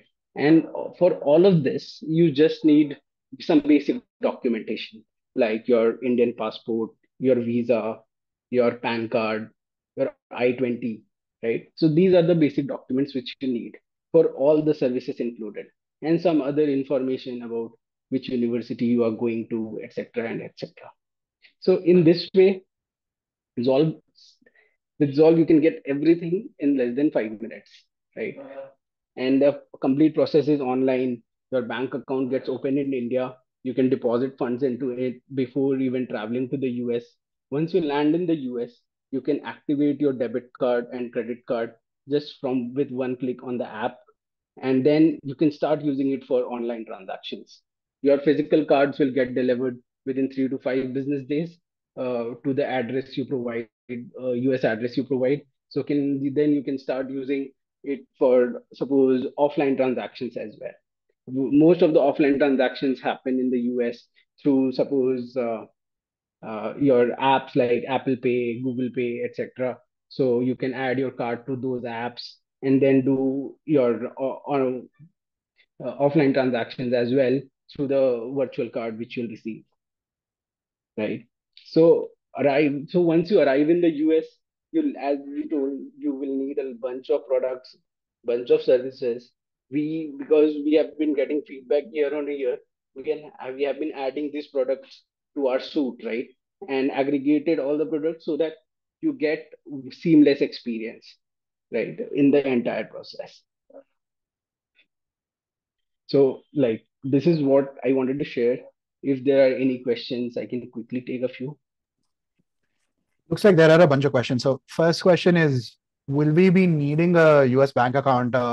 HSBC debit and credit will not suffice? That's a question. So Yeah.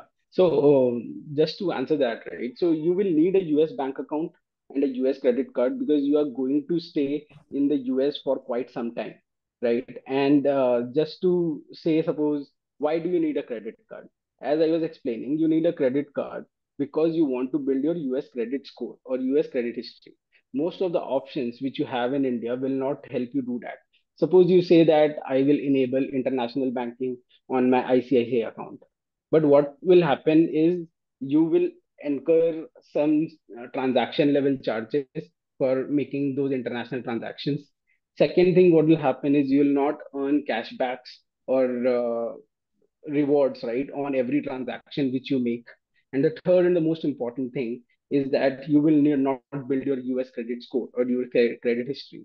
And suppose I have talked to a few friends, right, who not a few, many of my friends or colleagues or uh, relatives, right, who have struggled for 2 years without a credit card. When they wanted to take an auto loan, then the provider was asking for a credit score. Because they didn't have a US credit score, he ended up paying, suppose, 10 or 11% interest on the car loan, whereas another friend got it at 3.5% as well, right? Because he had a good US credit score built because he had been using a credit card for a while in the US. That's why it becomes important to get a US bank account and a US credit card. sounds good. Just another couple of questions. Can we pay tuition fee using the card? And then the other follow-up Yes. is, why should we get a Zolve card as compared to a big US bank like a Chase? Got it. So let me answer one by one. So let me first take the tuition fees, right? So recently we have enabled the feature where you can start paying your tuition fees also using the Zolve card. But the just to help you guys understand, the credit card gets activated once you land in the US, because it's a US credit card, right? It's not a Indian account, Indian card, or a forex card, right? So once you land in the US, definitely you can use the card to start paying your tuition fees as well, right? And the second question, right? Why to go for Zolve compared to most of other banks or big banks? So I just answered that through our presentation as well. That what happens with most of the big providers is they require you to have a US address, right? Proof initially. They ask you for an SSN, right, to give you a US credit card, right, which you might not have for the longest period of time. It can range anywhere. Getting an SSN, we have seen it goes anywhere from 1 month minimum to 8 9 months when jobs are available, when part-time jobs on campus are available, right? And then they will ask you to, suppose they will charge fees, right? So suppose there is monthly maintenance charges, right, on the bank account if you don't maintain a certain deposit.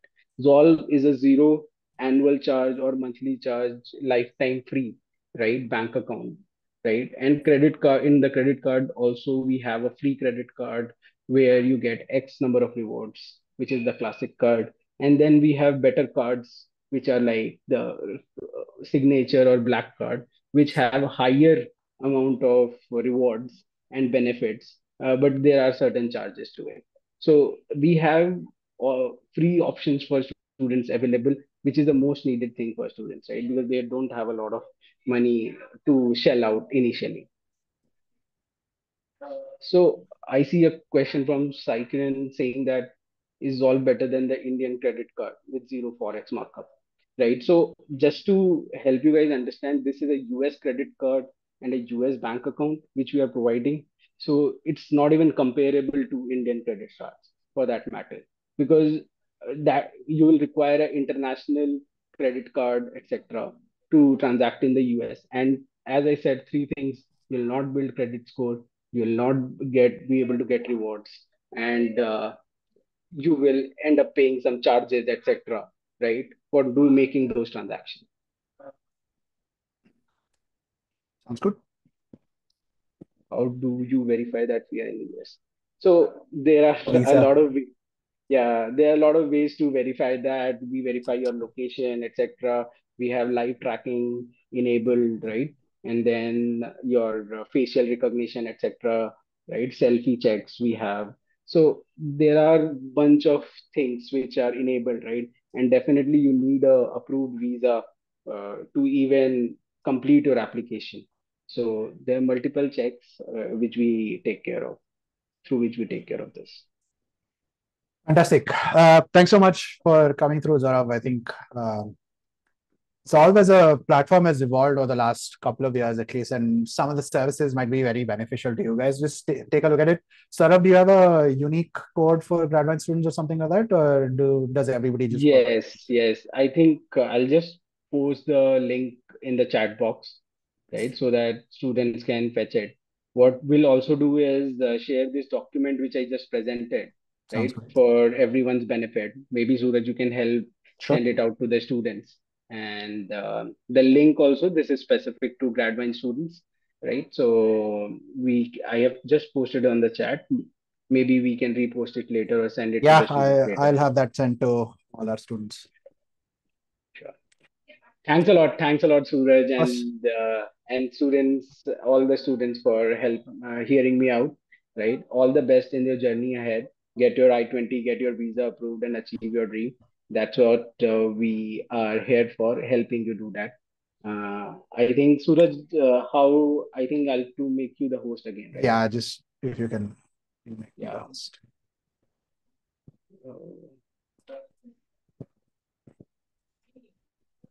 So, all right. Thanks so much. Thanks a lot, Feel free everyone. to stick around or Sure, after you. yeah. All right, back to regularly scheduled programming. Um, this is how you book your visa slot. Open that link.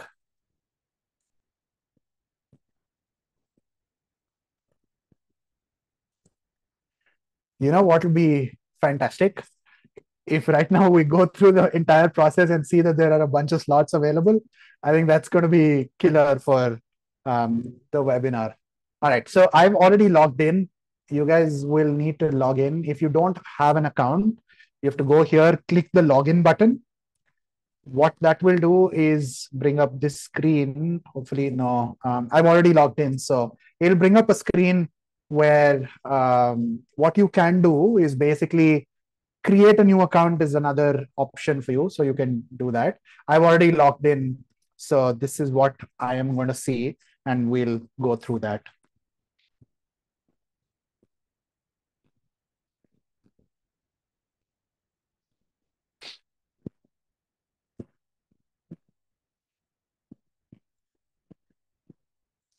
Interesting.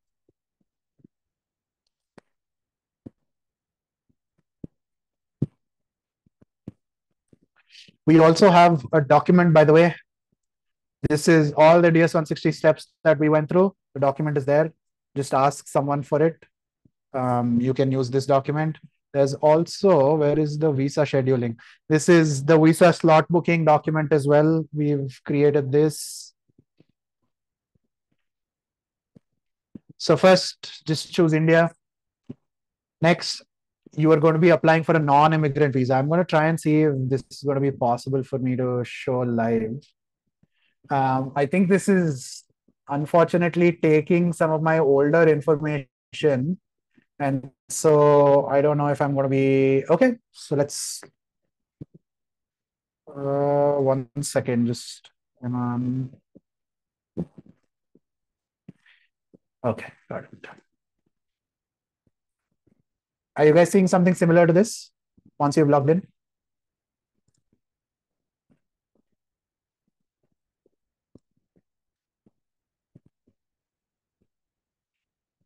All right.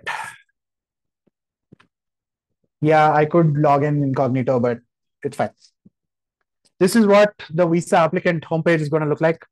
It's bringing in a bunch of my details from somewhere, I don't know from where, but all of these are correct details. No, these are older details. This would have expired, but whatever, right? This is what you should be seeing. Let me just cross check. Yep, this is what you should be seeing. All of these details, etc., are done. All of this is done. Okay, yes, this is what you should be seeing as well. So you give all your applicant details, contact information, mailing address, passport details, etc., and hit submit. I think it'll flag this or not. Okay, next, visa type, non-immigrant, embassy, OFC, Hyderabad.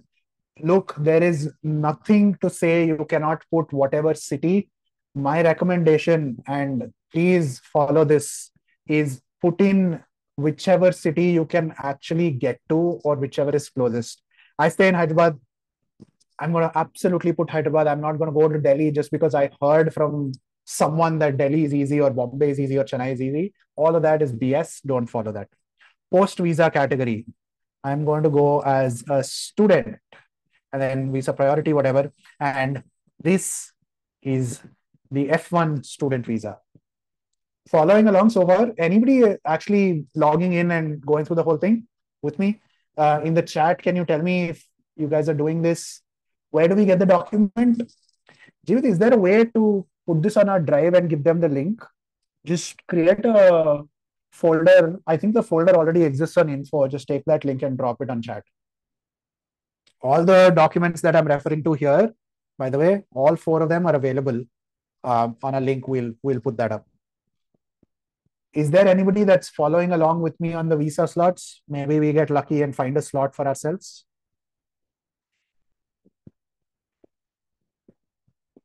All right, DS-160 confirmation number, right? This is where we get the confirmation number that was there for DS-160, this one. This is what we put in here. And that's why it is critical that you put this number here, right? And then the service number, university name, university zip code. This is, again, from your I-20. Sounds good?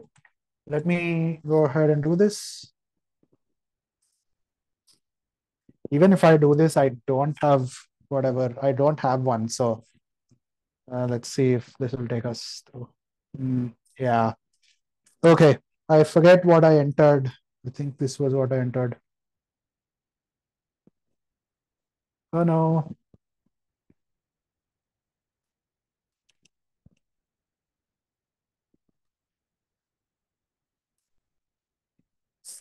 Let's see if this will go through. Yeah. Let's look at the gains 160. It'll time out.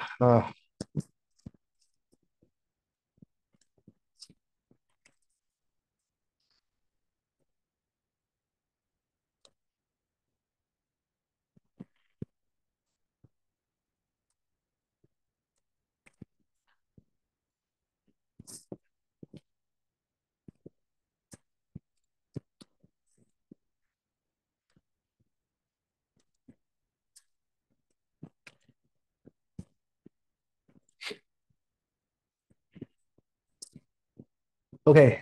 Where is the service? Copy this. Hopefully this works, but we'll see.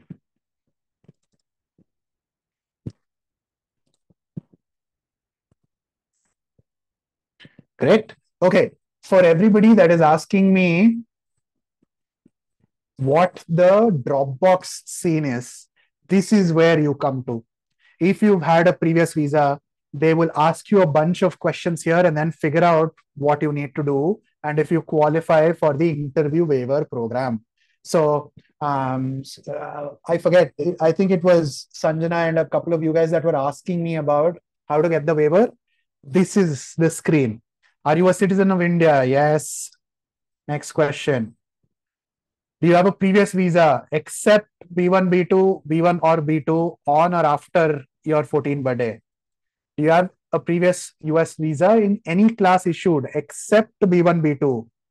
So for most of you guys, that answer is going to be no. For me, it's going to be a yes, but I'm still going to go ahead and put a no. Even if you have B1, B2, doesn't look like it's going to go through.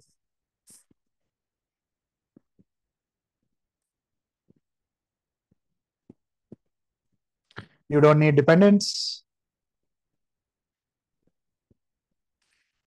Document delivery is going to be pick up for me, for you, whatever it is. For me, it's Hyderabad location and I pick up, right? All of this. Go to next. This was something that I paid the last time around. That's why it's picking it up. But you will have to pay. This is the screen where you have to pay.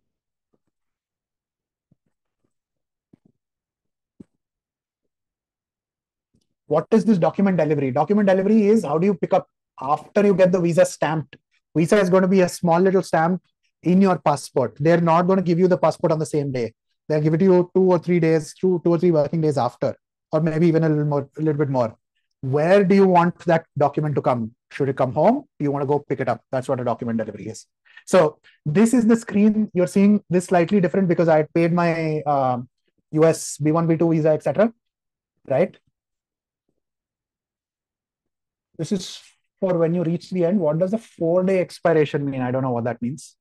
But this is where it'll ask you to pay.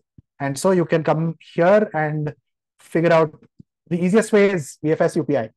That's the easiest way right now. Yeah, and then I'm not going to hit submit, unfortunately. But when you hit submit, you should see a screen which opens up. Hopefully that has been documented somewhere. So this is the interview waiver thing, my dependents, etc. Once you have that contact information, etc. done, and then once you've paid for it, then you go on to the visa booking slot. Click here to pay whatever, and then you get to the visa booking slot. I'll show you that in just a second. So you come all the way here.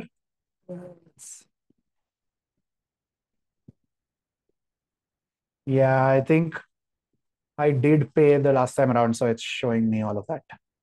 but I think it's going to time out or not let me go back.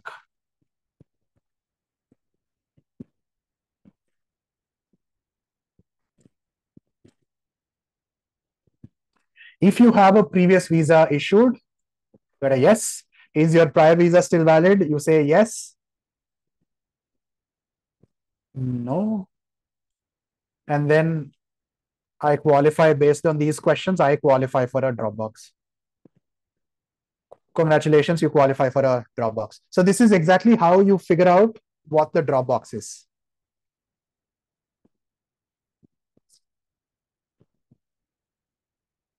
Okay. All right. Any questions on how you book your visa slot?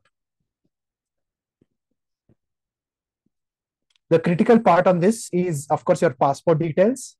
After the passport details, the next critical step is the service ID, DS-160, etc. Sounds good?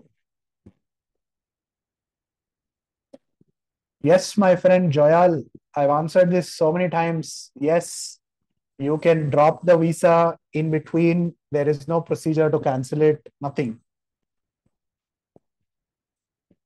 Yes, it is 14 years and above. What does interview waiver mean?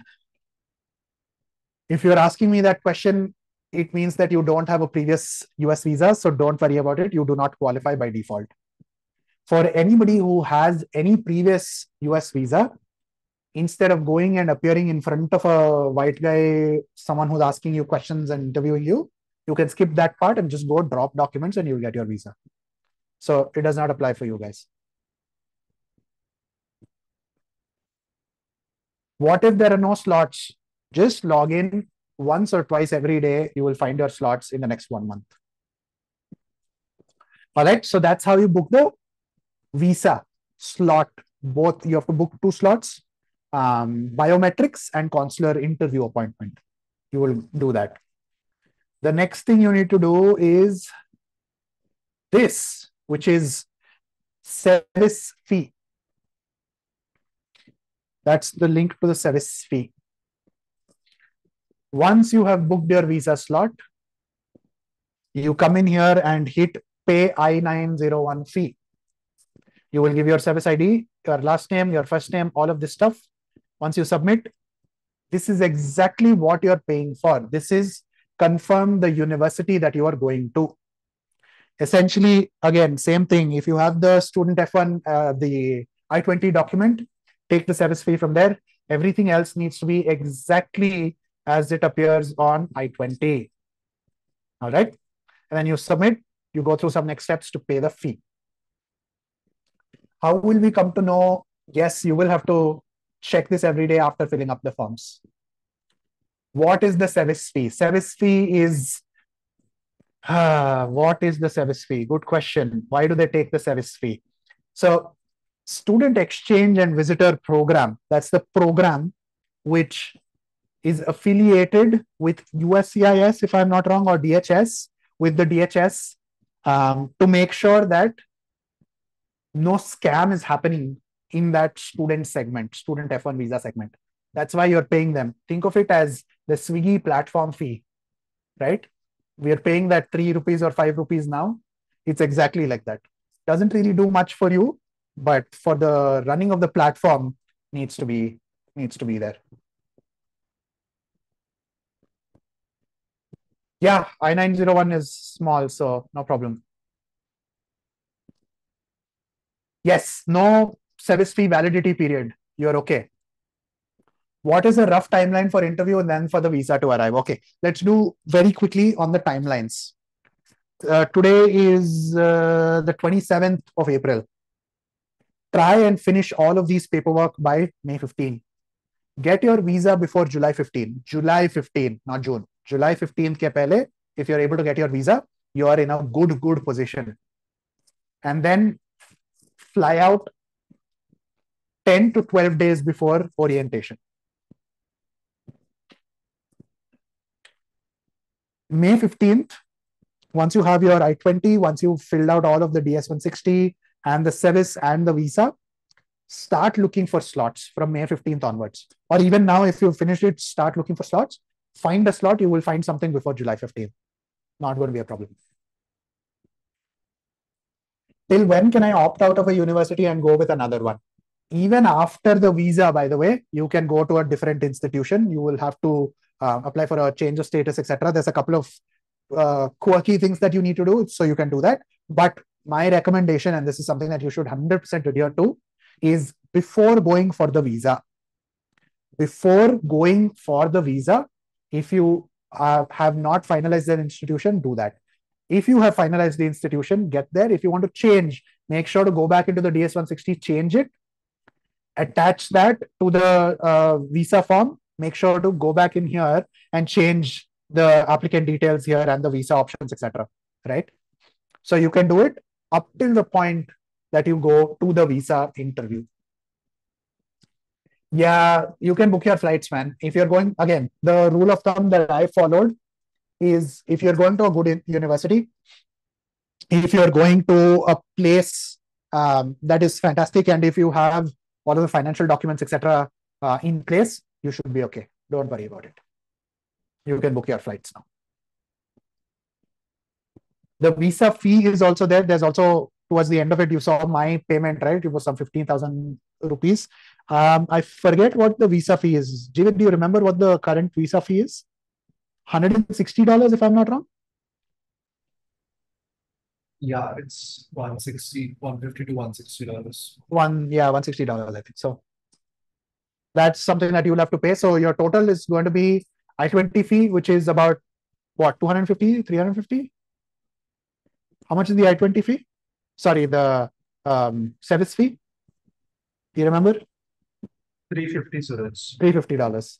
$350 plus the 150 stuff.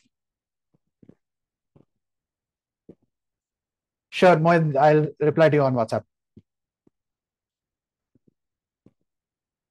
Yeah, some of them have I-20 fees. Can't help it. Never been to the US. Can I land in a different to my... No risk at all, man. Don't worry. If your brother is there, go live with him before you get to the university. For the visa interview, if they ask about my gap year, we'll do another one on visa interview particularly. We have a document again. This is the document you should look at. These are all the questions that are there. What all you need to do, everything is here. So just spam us somewhere, find us somewhere, ask for these documents. If Jeevit hasn't given you the link already, just pester him. He'll give you the link to all of these documents so you can go through that. All right. Just a quick recap. We went through financial documents. We went through how to get the I-20. We figured out how to schedule the visa appointment. Then last one, book your airfare tickets. Book your airfare, man. What I would recommend you do is look through Skyscanner. Should be cheaper. So just find some place to do this. All of these documents are available for free, irrespective of whether you're a graduate student, non-graduate student. The only thing we ask you to do is, if you gain value out of this, make sure to pass it along to someone else. Make sure to tell everybody else that we do a decent job at it and that they should sign up for some of our services. That's all we ask. I'm going to stop sharing. I am going to go back and start answering questions. All right, let's see. People say I will be questioned. Is it fine if I land to a different state prior to my university, or is it just a myth? It's a myth. When I went to Carnegie Mellon, Pittsburgh was not an international airport, which means I landed in Newark, which is in New York City. Nobody questioned me. I took another flight from New York City to Pittsburgh. So it's fine. Any tips or advice in these bulk openings? No tips. Make sure to just get online once or twice in a day. You should be okay. I get my air tickets for 50, 60K. I should give out my secrets. I'm not doing that, Jivit. Yes, I have some tips and tricks, maybe some other time. I just got a US return. For how much? For 65K. So